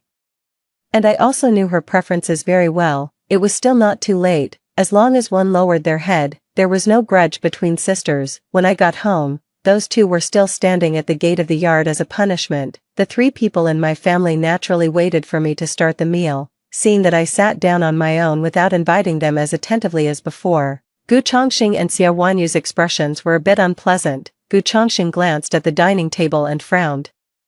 "Although the food you cooked today, Zuizue, doesn't suit our taste, we can still make do with it. Well, you can cook 4 eggs for us and serve them with 2 bowls of white rice." He was still acting so self-righteous and superior. "When are you going to pay the food expenses? You've been eating here for over a year and still want to keep freeloading." I remember someone once said that they would never take even the slightest advantage. It turns out it was all a lie. My goodness. I never thought that educated youth Gu would be such a person. I deliberately spoke in a strange tone. Gu Chongxing in his youth was the most high-minded and face-saving period of his life and couldn't stand the slightest provocation. He had always said that he paid me the food expenses, whether others believed it or not. At least he could save face for himself. He was taken aback and immediately became argumentative. "When did I say I wouldn't pay? It's just that you never mentioned it." And I didn't know how much to pay. Xia Wanyu beside him tugged at the corner of his clothes. I smiled. I'll charge you 70 cents a day for the two of you, for the past year or so. Let's make it an even 300 yuan. Pay up. In 1976, the average monthly income in rural areas was only a few yuan, and it was all calculated according to work points. Only those formal workers in the county town could receive a salary and tickets every month. My mother, as an old worker, only earned 15 yuan a month now, not to mention Gu Chongqing and Xia Wanyu, who were almost unemployed vagrants. When they heard this figure, they blurted out in shock, "How much? You eat better than in a state-run restaurant every day. I'm actually charging you less. Now you think it's too expensive and can't afford it. Where were you in the morning?" Gu Chongqing's face turned red with anger. He wanted to argue. But the food was indeed beyond reproach and was well known throughout Kaitan village. In the end, he had to press his lips together and look at me disappointedly. He used his usual trump card, threatening me by depriving me of my special treatment. "Zue, I thought you were different from those rural girls. You're actually so mercenary, vulgar, and petty." Xia Wanyu didn't say anything, but her eyes expressed the same meaning. In my previous life, this trick always worked, every time. I would fawn over them like a dog and coax them. I was so angry that I didn't want to see these two people anymore. I put down my chopsticks and looked around. A mother knows her daughter best. My mother casually picked up a broom from beside her and handed it to me. Without saying a word, I picked it up and started to drive them away. "I'm telling you, I'm not only mercenary, but I'm also a shrew." Gu Chongqing protected Xia Wanyu in his arms while dodging away in a sorry state. He still didn't forget to be stubborn and threaten me. "Zhao Tsue, you're really something. I won't look at you differently even if you beg me next time. We don't care about your food." As soon as he finished speaking, a clean chicken leg bone suddenly fell from the sky and happened to hit Gu Chongqing on the forehead, accompanied by the voice from the neighbor's house. "What a shameless person. You're just a despicable wretch who only deserves to suck on chicken bones." After a chaotic scene of them losing their composure, the small courtyard became completely quiet. My father and mother looked at each other and said with relief, "Our daughter has finally grown up." That gum inflammation was really ingenious. A mouthful of blood also spat out the water in her head. "Tsue's mom, it's a great day today. Let's have a couple of small glasses of wine." My father took out the old wine that was only brought out to entertain guests during the Chinese New Year. After pouring 2 glasses, he didn't stop but poured another glass and placed it in front of Zhao Chuanchuan. He smiled. Before Zhao Chuanchuan could react, my mother became anxious first. "You old fool, what are you giving the child wine for?" My father stretched out his hand to stop her and said meaningfully, "Our Xiachuan also wants to drink today, right, Xiachuan?" The tips of Zhao Chuanchuan's ears suddenly turned red, but he nodded firmly. The moment he picked up the wine glass, our eyes met. His dark eyes were astonishingly bright, making my eyes wander. My mother looked at one and then the other and nodded repeatedly. "Yes, it's hot. Drinking it will help you sleep better at night." 8. Perhaps the impression I left on them by throwing a tantrum was too deep, or maybe they were afraid that I would ask them for that huge sum of food expenses. After that day, they didn't dare to show up in front of me again. Of course, part of the reason was that I hardly went out after I didn't have to work in the fields. After being exposed to the sun for over a year, my originally fair and tender skin had become a bit rough, dry, and yellow. I was so anxious that I applied cucumbers as a facial mask every day. Which girl didn't love beauty? Fortunately, I had a complexion that was easy to turn white, so I managed to remedy it to some extent. Of course, it would be even better if I had some vanishing cream. Shanghai brand vanishing cream was a luxury item in this era. A small box cost a month's salary of an ordinary worker. Not only was it incredibly expensive, but it also required industrial coupons. Even if you had the money and the coupons, you weren't necessarily able to buy it, because it was a well-known hard-to-get item. So for now, I could only think about it. I couldn't fall asleep at night, so I simply put on my clothes and quietly went out. Little did I know that as soon as I left, the young man in the opposite room who was just about to go to sleep also opened his eyes. The educated youth dormitory was located at the head of the village, separated from the village by a reed marsh. The reeds were thick and lush, and it was said to be a good place for a tryst. In the dead of night, it was pitch black all around, and only the faint stars and moon above were still shining. In this environment, the sounds of a man and a woman being affectionate in the reed marsh were particularly clear. I recognized who it was and smiled. I had just come here on a whim. but I didn't expect to really catch them. Brother Chongqing, the food in the collective canteen is so awful. You can feel that I've lost weight recently. The dormitory is cramped and small, and it leaks. Some people even snore, and I can't sleep well. Hearing Xiao Wanyu's long string of grievances, Gu Chongqing sighed pitifully. Xiao Yu has suffered. Let me think of a way. Didn't you say before that there was an empty room in Zhao Tsue's house? Brother Chongqing, go and coax her again. She's always listened to you the most. Humph, coax her. Just wait. With the way she's infatuated with me, within 2 days, she'll come begging us to move in like a lapdog. Okay, I believe in you. Brother Chongqing, then. The sounds of pleasure became more intense. My hands itched again. Just as I was about to turn around to find some tools, I saw a thick and long rotten tree root being handed to me. Zhao Chuan, who shouldn't have been there, touched the tip of his nose at this moment. He showed a smile as if he had done a good deed without leaving a name. I raised my eyebrows slightly and decisively took it. I bent down slightly, found the right moment, and suddenly struck with a stick. I knocked down a patch of reeds, completely covering their bodies and blocking their sight. Screams and cries of pain rang out. Who is it? Then they remembered that they were having an affair, so they gritted their teeth and didn't dare to make a sound. I took the opportunity to wave the stick again and hit them randomly, so fast that there were after images. All the grievances and indignation from my previous life welled up in my heart, making my eyes red.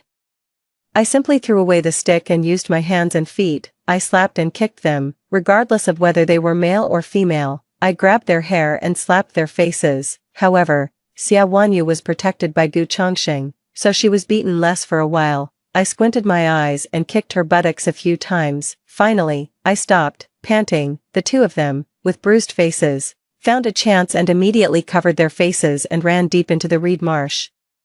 Not daring to look back at all, not until they disappeared completely did I turn around and ask, Zhao Xiaochuan, why are you here too? Accidentally, I just happened to be here. What a coincidence. I lifted my foot and was about to go back, but when I exerted force, my whole body went limp, especially my legs, and I could hardly stand up. I had used too much force just now, and my adrenaline was exhausted. I used to be like this when I got into fights as a child.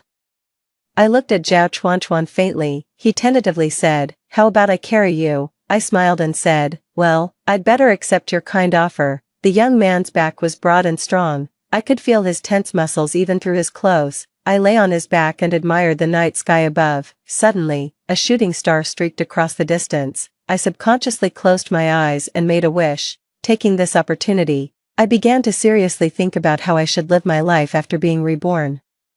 I wanted to go to university. I wanted to make a lot of money. I hoped that all the people I cared about could live a good life. Finally, I cursed that Gu Chongqing and Xiao Wanyu would have a bad life in this lifetime, at least not as good as mine. My thoughts wandered, and drowsiness gradually came over me. In a trance, I heard the young man suddenly ask, Tsue, what wish did you just make? Thinking of my rough face, I blurted out, to have a box of vanishing cream, if you tell your true wish.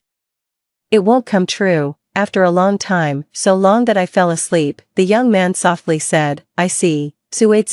In the moonlight, the young man's every step was slow and steady, as if he was carrying the whole world on his back. 9. Tsue. Do you know that those two ungrateful wretches fell down a few days ago? Early in the morning, just after I finished my meal, Chen Yinglian, after cutting pigweed, came to my house excitedly to share the gossip with me. They fell really hard.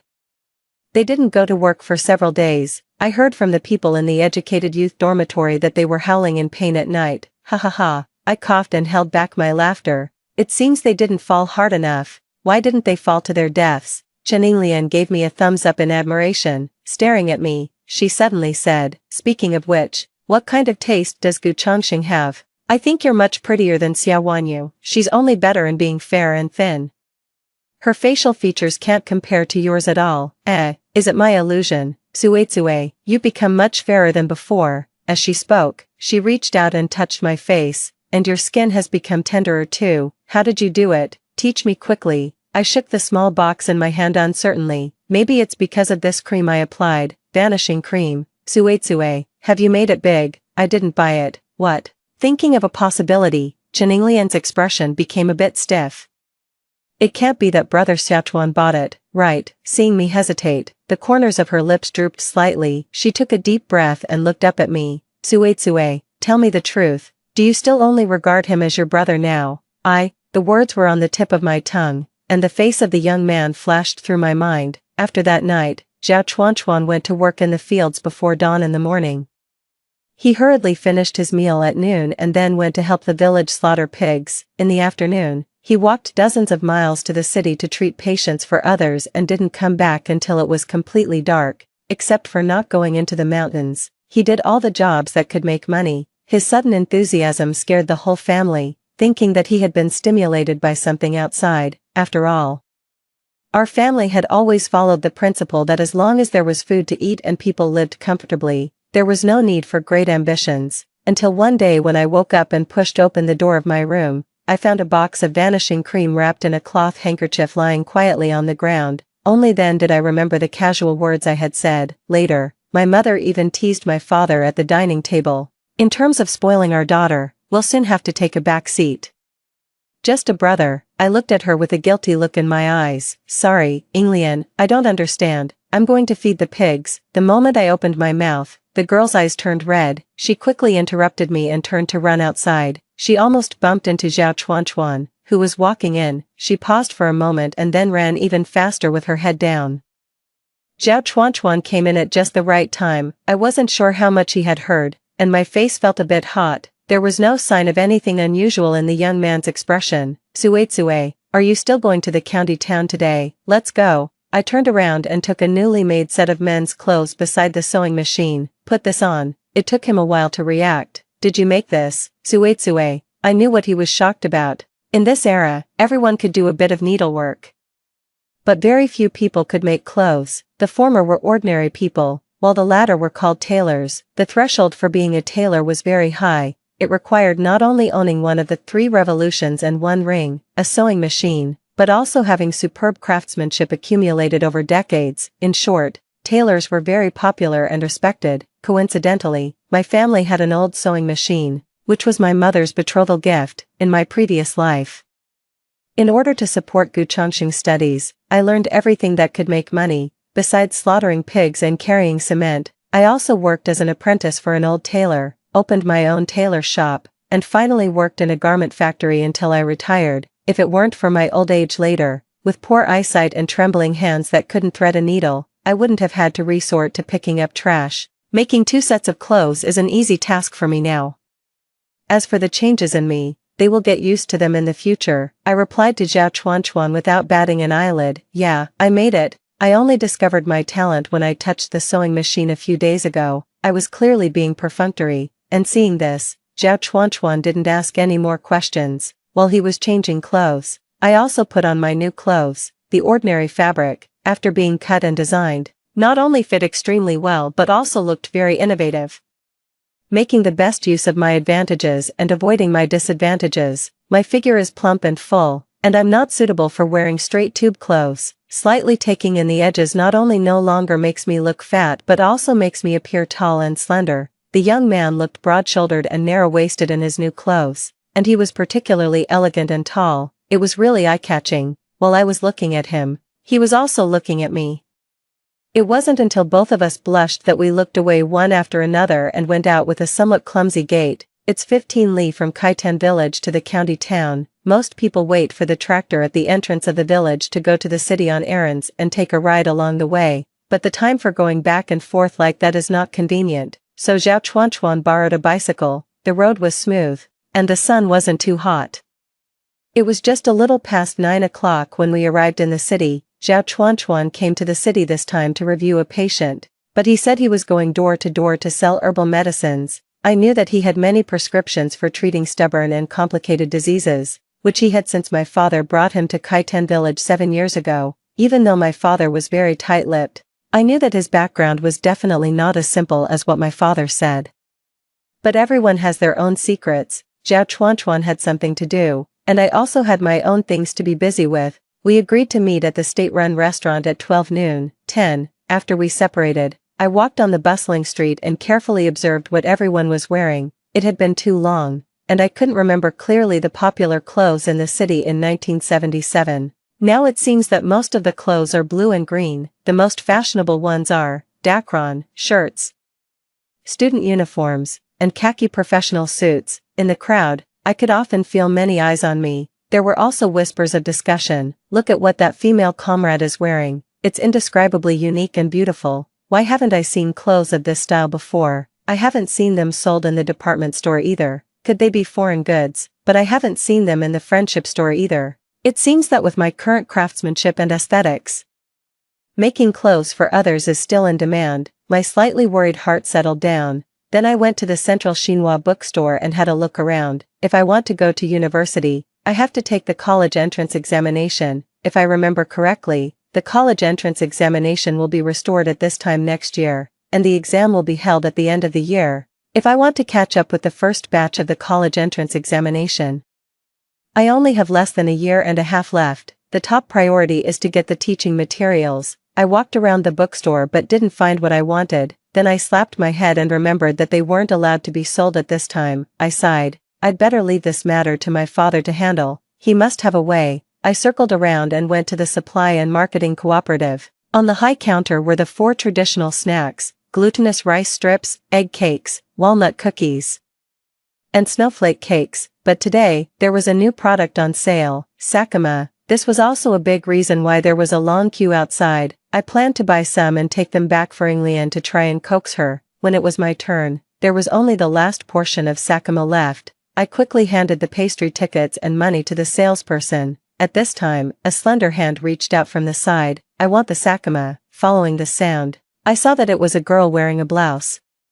She was wearing small leather shoes, and beside her stood a young man of about the same age wearing Dacron clothes. He was also wearing a Shanghai Plum Blossom brand watch on his wrist. The two of them obviously had an extraordinary status. Even though they cut in line, no one said anything. The salesperson decisively took her money and tickets and packed the Sakuma and handed it to her. The two of them didn't seem like they would eat such ordinary snacks. Sure enough, the girl bought the Sakuma but still stared at me. After looking at each other for 2 seconds, I decisively turned around and left. Most likely, they were here to pick a fight. My experiences in my previous life had long taught me to be flexible and able to yield when necessary, but the two people behind me panicked. Brother, why did she just leave like that? Normally, shouldn't she beg me to give it to her? And then I can logically state my conditions. How do I know?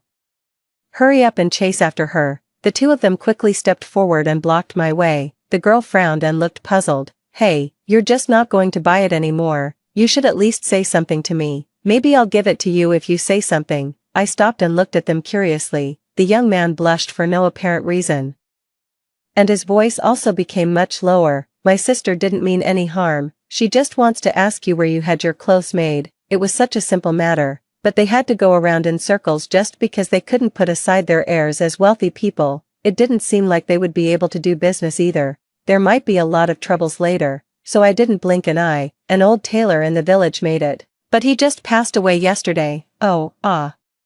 The two of them changed their expressions at the same time, and their eyes looked a bit frightened. Well, I'm sorry. Here, this is for you. Sorry for the trouble. After saying that, they stuffed the Sakuma into my hand and didn't pester me anymore. Even when I talked about this matter with Zhao Chuan while having a meal at the state-run restaurant, I still felt it was inexplicable and a bit funny, but soon we started talking about other things.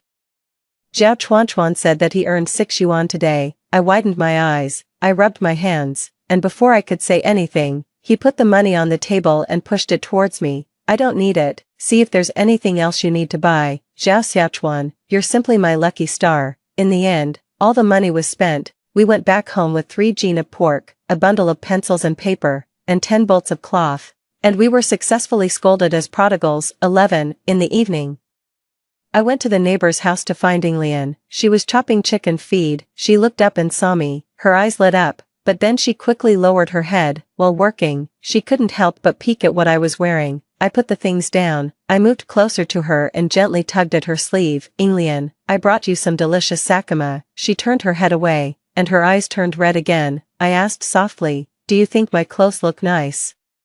She instinctively wanted to nod but held back. I made it myself. I also made a set for you. She suddenly turned her head, and tears started to fall. Woo-woo, Tsue, why are you like this? It's already bad enough that you're good looking, and you're also kind, and on top of that, you're so amazing. Woo-woo-woo-woo. She leaned on my shoulder and cried for a while. after she calmed down, she wiped the corners of her eyes. She said with a relieved tone, "I've thought it through. It's better for you two to have a good life than anything else. Anyway, he doesn't like me. It's my fault for looking like this." With my two eyes not symmetrical, Chen Yinglian seemed very cheerful, but in fact, she was always a bit self-conscious because of her one single fold and one double fold eyes. At this time, no matter how much I comforted her, it would just become a trigger for her self-pity. "Stop it, Chen Dapia Liang, Chen the beautiful. Hurry up and try on the clothes to see if they fit. We're going to the primary school playground to watch a movie tonight." "What? There's a movie tonight?" She quickly got up and started to get ready. Watching a movie was a rare form of entertainment in this era. Chen Yinglian was quickly coaxed. We didn't go late, but when we arrived, the playground was already packed with people. We finally found a space to sit down near the movie screen. The movie hadn't started yet.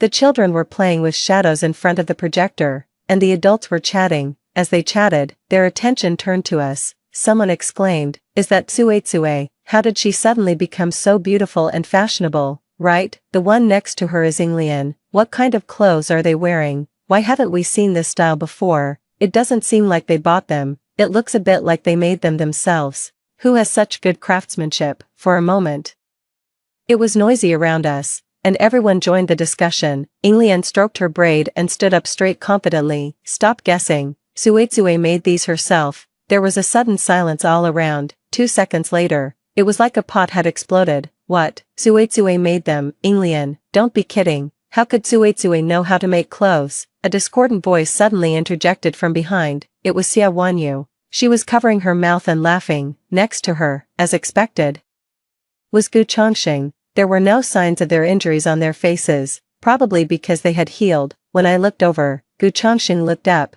and a flash of amazement passed through his eyes, then a cold smile appeared on his lips. He glanced at Xia Wanyu beside him, and it was clearly written on his face. "See, I told you she would come to me on her own initiative. Now she's using such a clumsy method to attract my attention." Xia Wanyu let out a sound. "Tsue.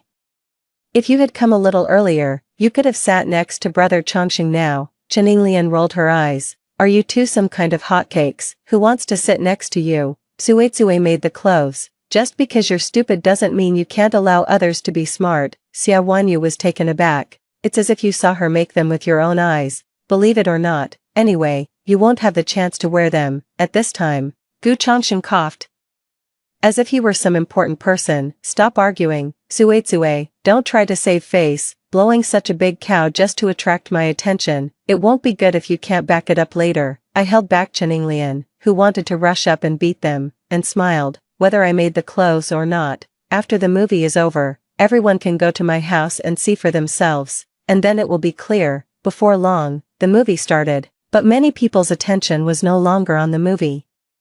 Some wanted to see the fun, some were curious, and some simply loved beauty. They couldn't wait for the movie to end immediately. To be honest, I should thank the two of them for being the atmosphere setters. They created such a big momentum for me all of a sudden. 2 hours passed quickly. I went out with 2 people, and when I got home, there was a long line of people following behind me. The inside and outside of the house were surrounded by curious onlookers. Just as I was thinking about who to make a set of clothes for, the girl standing at the front had bright eyes. "Tsue, can you make a set for me? I'll go home and get the cloth for you later. Whatever style you make it into is fine with me." I remembered who she was. Li Xiaohua, the daughter of the pig butcher at the entrance of the village. Zhao Chuanchuan learned how to slaughter pigs from her father. I smiled and agreed. I took a bolt of cloth, sketched out the pattern with a few strokes, and then sat in front of the sewing machine and started threading the needle. Tsue, don't you need to measure first?" "No need, my eyes are the ruler. With decades of experience, I can tell a person's figure just by taking a look." There was another gasp of astonishment in the crowd. Xia Wanyu muttered in a low voice, "She's overdoing it. Isn't she? Don't let it turn out that she doesn't even know how to operate the sewing machine later." Gu Chongqing didn't say anything, but his eyes were also full of doubt. My hands moved extremely fast, cutting the cloth, hemming, and piecing together. My eyes followed my hands. The discussion in the room gradually died down, and finally, only the sound of the sewing machine rolling remained. Until it was finished, I ironed it flat. Li Xiaohua couldn't wait to take it and went to the next room to try it on. When she lifted the curtain and walked in again, her face was filled with uncontrollable joy. Suetsue, you're amazing. 12. The crowd that had been suppressing their excitement for a long time exploded. This is so beautifully made. I also want a set to wear for blind dates. If I hadn't seen it with my own eyes, I wouldn't have believed that someone could work faster than the old tailor in the county town. Goodness. I never thought Suetsue had such great skills. Will it be very convenient for us to make clothes in the future? Xiaohua is really clever. Soon there will be so many people that we'll all have to queue up. Someone reacted and said eagerly, Suetsue, I'll go home now to get the cloth and money. Can you make a set for me too? Suetsue, I want one too. I want one, me too. I said at first, don't cut in line. After getting my promise, the people around dispersed in an instant. Only Xia Wanyu and Gu Chongxing were still there. Gu Chongxing looked at me with a complicated expression. I never thought you actually had this skill. I admit that you're indeed a bit different from other village girls now. But why didn't you say so earlier? Xia Wanyu beside him gently pushed his arm. Gu Chongxing changed his words. Suetsue, make a set for Wanyu too, and I'll forgive your rudeness last time and this time, me. I stepped forward and grabbed his collar. At 1.7 meters. I was not much shorter than him. I could no longer hold back and started cursing. Seeing such arrogance really opens my eyes. What's our relationship that makes you so presumptuous? Our educated youth so great, with your half-baked knowledge, what makes you so arrogant? Let me tell you, I've endured you for a long time. Pay attention to your attitude when you talk to me. You have lofty ambitions but a lowly status. Relying on my previous liking for you, you think you can do whatever you want. That was me being blind before. Now you're not even worthy of carrying my shoes. Look at yourself in the mirror. Which part of you is better than Zhao Chuan? You just walk around with your head held high all day, being selfish, arrogant, and useless. A freeloading man who lives off others. You too, a scumbag and a slut, have been having an affair for a long time. You almost flattened the Reed Marsh, right? And you still treated me like a fool. Bah, pay back the money, 300 yuan. Otherwise, I'll report you too. Just wait. After throwing away my restraint, I finally had a good scolding. The two of them were dumbfounded. You, Zhao Suetsue, so it was you. Shock, fear, and anger made their faces turn all sorts of colors. They thought they had hidden it well, but they never expected that I knew everything. They never expected that I had caught them in the act and even beaten them up. But there was nothing they could do, now that their injuries had healed. There was no evidence. Instead, I had something on them, you know. At this time, it was illegal for unmarried men and women to have sex privately and they could be sentenced. A few days ago, the newspaper reported that a famous male movie star was sentenced to prison for having a one-night stand with a woman. Stop stuttering. Pay back the money. I want it now. Gu Chongxing panicked. But I really don't have that much money. Suetsue, do you really not care about our past feelings at all? If you don't have it, Xia Wanyu does. Xia Wanyu must have had a good life before coming to the countryside. Although her mother died early, her father was a junior high school teacher. It was just that later, there were problems in the family, so she chose to come to the countryside. In my previous life, before the college entrance examination was restored, she couldn't stand staying in the countryside and wanted to return to the city. But at that time, educated youths could only return to the city through methods such as job recruitment and examinations. Xia Wanyu spent 280 yuan to buy a temporary job in the city, while Gu Chongxing returned to the city to prepare for the college entrance examination after it was restored the following year and relied on me to support him. When she came to the countryside, she brought all her possessions. In the past year or so, you've been using mine and eating mine. Where did she need to spend any money?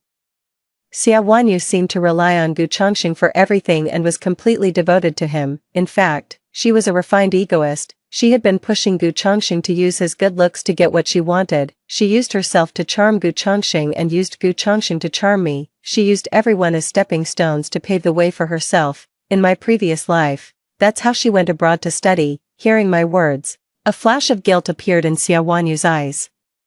A teenage girl's mindset hadn't been cultivated to the level it would be later. Her emotions could be seen through at a glance. Seeing this, what else didn't Gu Chongxing understand? He rubbed his forehead and his tone carried a bit of pleading. Wanyu, give it to her first. We can earn the money back later. Between going to jail and giving money, Xia Wanyu gritted her teeth and reluctantly took out a roll of big red bills from the inner pocket of her clothes and threw them in front of me.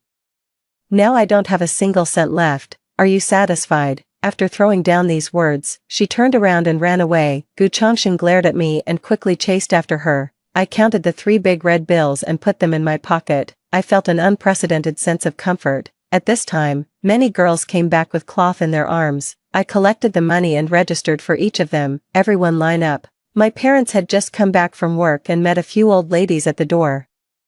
They said enviously, "Oh, your family will enjoy a good life in the future. Suetsue is so capable at such a young age, a tailor, how impressive." My father looked blank and just smiled. My mother subconsciously said, "That's for sure. My daughter has been smart since she was a child, she can do everything." After the people left, the 2 of them stared at the long queue in the yard. They asked in a low voice, "When did our daughter learn this skill?" "Do you know?" "I don't know."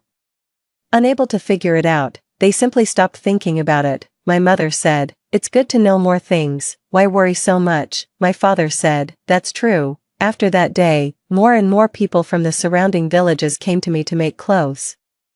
I couldn't make a fortune, but I had a steady stream of small earnings, and life became more and more comfortable. Sometimes when I was too busy, I would give some simple tasks to my mother and Inglian. However, my mother worked for free, while I would pay Inglian by the piece. At first, Etli had quite a few opinions about this, but when she saw Inglian bringing money home, she stopped talking. Even when she saw me, she was very polite. 13 at this time.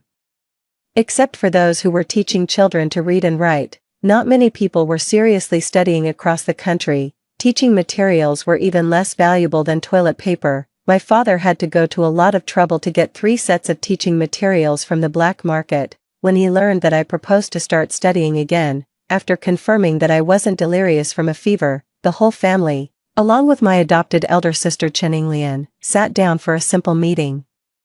My father, "Do it secretly, don't get reported." My mother, "Learn more, anyway, it won't be wrong." Jiao Chuan, "I'll listen to whatever Tsuetsue says." Chen Inglian, "I support it, whatever Tsuetsue does is right." Me, I didn't expect that I didn't need to persuade them at all. We had the teaching materials and the students, but we still lacked a teacher. The little schooling we had in the countryside before was at most equivalent to not having graduated from junior high school. It was extremely difficult to systematically learn junior and senior high school knowledge within a year and a half and get into a good university. I myself had a bit of a foundation. In my previous life, in order to get closer to Gu Chongsheng, I attended night school for a few years and studied part-time to get an adult junior college degree. Although this degree was like a piece of waste paper in Gu Chongsheng's eyes, it at least made me literate. It was Jiao Chuan and Chen Inglian who worried me. After thinking for several days, I finally dug out a person from my dusty memory. In my previous life, in order to help Gu Chongsheng get a teaching position in the university, I tried to pull strings everywhere. Among them, there was a famous old professor in the finance department. Although he seemed cold on the surface, he had a warm heart. When he learned that I was from Kaitan village, he gave me a lot of help. Later, I found out that he had worked in Chishui village next door for several years. When paying respects to a master, one should show the proper attitude. Jiao Chuan carried 20 caddies of refined flour on his back. I carried 10 caddies of pork, and Chen Inglian brought 2 bolts of cloth and 2 caddies of white sugar. The 3 of us crossed the mountain and came to a thatched cottage along a small path. We searched for a long time but didn't see anyone. When we walked into the pigsty, we finally found the old man lying on the ground. Jiao Chuan quickly stepped forward. After confirming that the old man had fainted due to hypoglycemia, he carried the old man back into the house. After making a cup of sugar water and feeding it to him, the old man slowly woke up. Although he was called an old man, he was actually only in his 50s. It was just that the white hair at his temples made him look older. Seeing us, he asked calmly, "What are you looking for me for?" After learning our intention, he waved his hand, lay down on the wooden plank bed, and closed his eyes directly. "I can't teach. Take your things back. I'm just a useless old man with no skills at all." I opened tentatively. "I'm a tailor and can make clothes for you for free." He didn't react. "I'm a very good cook and can bring you meals every day." He still didn't react. "There's a doctor in my family who can treat you for free." He remained unmoved, thinking of something. I took a deep breath and whispered in his ear, "Before long, the college entrance examination will be restored, and you'll be able to go home." He suddenly opened his eyes. I touched my nose and said, "I heard it, but it's very likely. How will we know if we don't try?" After a long while, He finally spoke, his tone complicated. "You little girl really dare to talk." Perhaps he had a glimmer of hope in his heart. Or perhaps he softened again. The old man finally nodded in agreement. So we would set aside free time every day to come and study for 4 or 5 hours. Later, the empty mountain could often hear the old man's loud scolding. "I've explained it several times. Why still don't you understand? Don't even talk about getting into college. With your comprehension ability, it's even hard to feed pigs." A strict teacher produces outstanding students, and the teaching effect became increasingly remarkable. Although we focused on studying, we didn't neglect making money.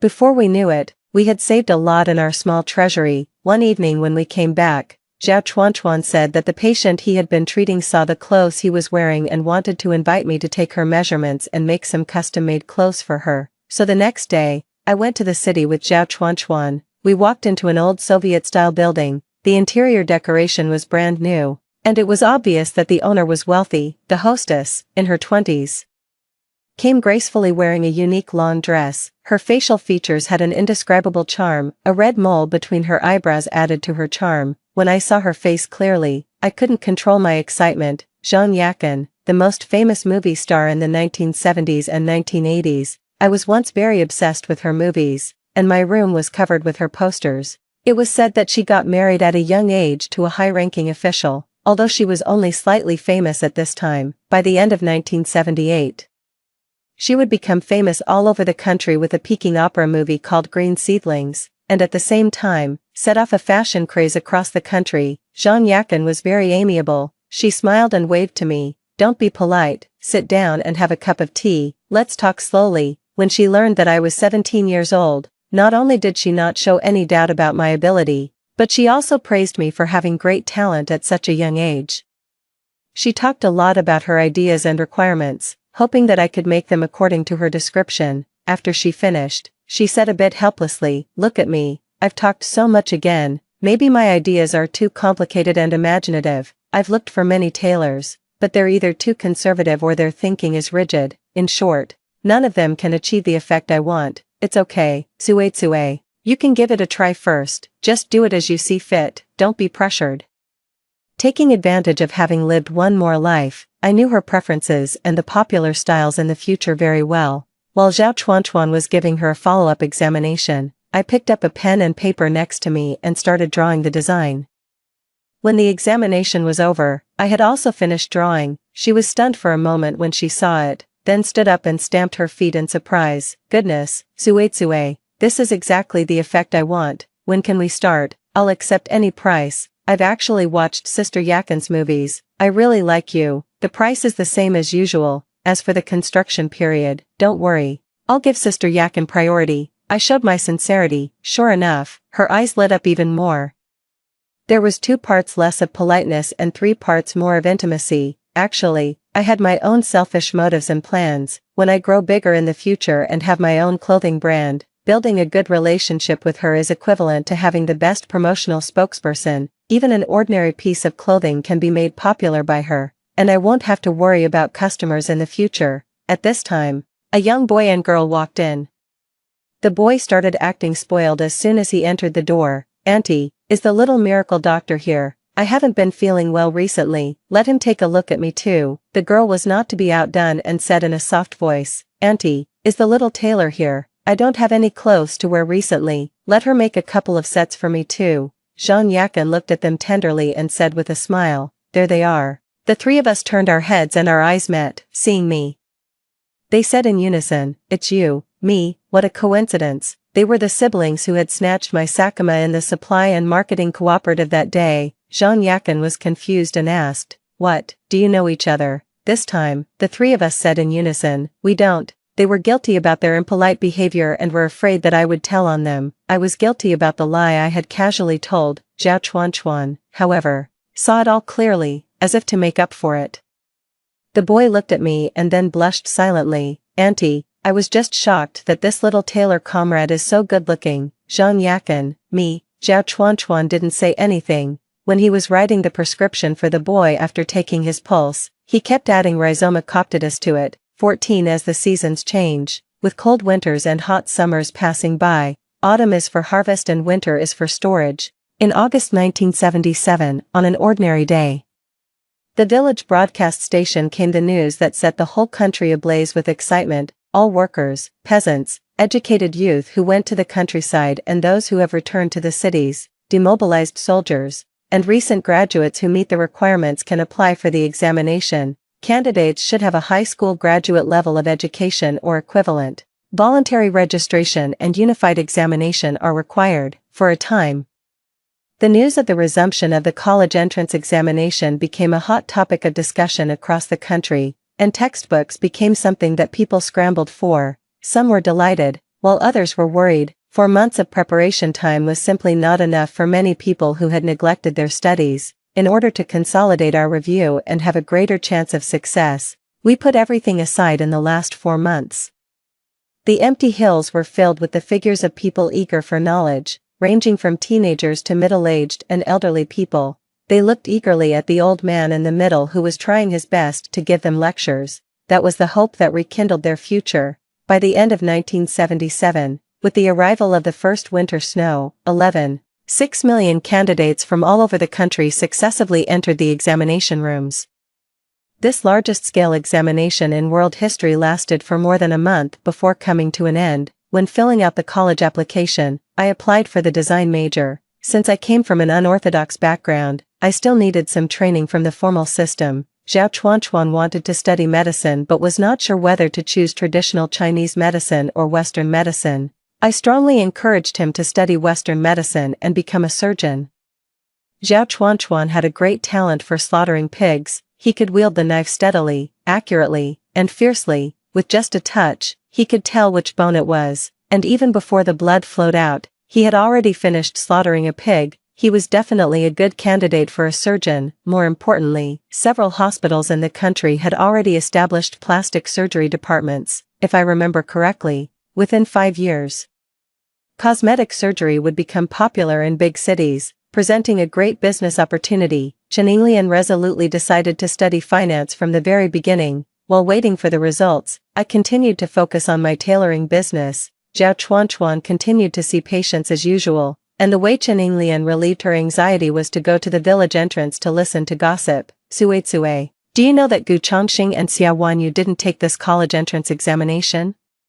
I heard that they had a falling out 2 days before the exam. Xia Wanyu was caught red-handed by Gu Chongxing while dating the son of the steel factory director. The three of them had an argument on the spot. In a moment of carelessness, Gu Chongxing pushed Xia Wanyu down. Guess what? Then she kept shouting that her stomach hurt, and in the end, she actually had a miscarriage when she went to the hospital. Whose child was it? I don't know. I heard that they moved the next day. They probably didn't have the face to stay in the city anymore and may have gone to another city. It was really a pity. The gossip in the village updated quickly, and everyone was enthusiastically welcoming the new atmosphere. Soon, they forgot about these two people. In April 1978, the last admission notice was delivered to Aunt Li's house in Kaitan village. Chen Yinglian's hanging heart finally settled down. She hugged me tightly and wept with joy. Great, Sui. I can finally go to Beijing with you guys. The day before we set off for Beijing, a letter sent from Beijing arrived at my house first. The envelope clearly stated the recipient's name, Jiang Xinian. Only then did I know that Zhao Chuanchuan had a name before he came to my house. He was a descendant of the imperial physicians in the palace, but he couldn't use that name. The general content of the letter was that Zhao Chuanchuan's grandfather was on the verge of death and hoped that Zhao Chuanchuan could go to Beijing overnight to recognize his ancestors. We hurriedly packed our bags and set off. However, the journey was long. After taking a train for 3 days and 3 nights, by the time we arrived, his grandfather had already been buried. The Jiang family had a large family business and many descendants, a mixed group of people, and many were eager to get a share of the pie after the old man passed away. Zhao Chuanchuan's parents died early, and no one genuinely welcomed him back, so we were sent away without even having a cup of tea. Fortunately, it wasn't a complete loss. They gave Zhao Chuanchuan an abandoned factory building in Beijing and 50,000 yuan, a little bit leaked from the fingers of the rich was enough for us at the bottom to live on for a lifetime. Zhao Chuanchuan said that what was his was mine. It was really like having someone bring a pillow when you were sleepy, with the ready-made venue and funds. I brought my parents over. With all our efforts, We opened a garment factory and established our own clothing brand. In September 1978, Suetsue Garment Factory was officially launched. Thanks to my relationship with the leading actress Zhang Yakin, Suetsue Garment Factory became the clothing and prop supplier for the crew of the drama Green Seedlings. At the end of 1978, Green Seedlings became a huge hit. For a time, people all over the country were imitating the outfits of the main characters.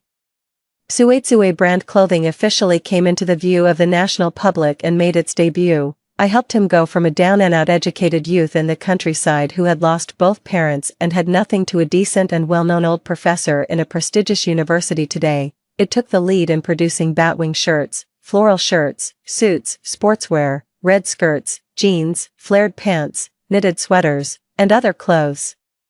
Suetsue brand clothing became completely well-known across the country, and everyone regarded wearing Suetsue brand clothes as a fashionable trend, from head to toe. For clothes of all sizes, Suetsue brand covered everything, providing a complete range. In 1983, Beijing Suetsue Garment Factory promoted and sold 300,000 yuan worth of clothing to the market on average every day, and at its peak, it reached 600,000 to 700,000 yuan, following the trend of the times. After graduation, we went to Shanghai to continue our development. In 1986, Suetsue Cosmetic and Plastic Surgery Hospital was officially opened. Artificial nasal bridges, artificial breasts, double-fold eyelids created through surgery, etc., cost more than 300 yuan, but there were still a continuous stream of customers every day. At the same time, in a certain operating room of the hospital, Ms. Chen Yinglian, the general manager, also got her other double-fold eyelid in her life. One night,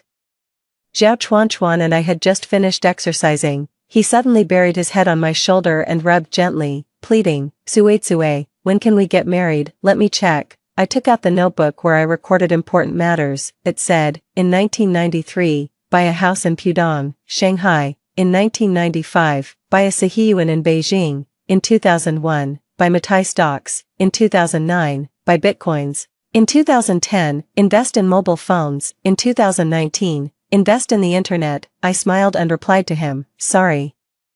Your request has been politely rejected by your girlfriend. She plans to make money first." As soon as the words fell, in a dizzying moment, I was pressed underneath him again. The unrestrained strength showed the man's resentment. "Got it, Mr. Zhao.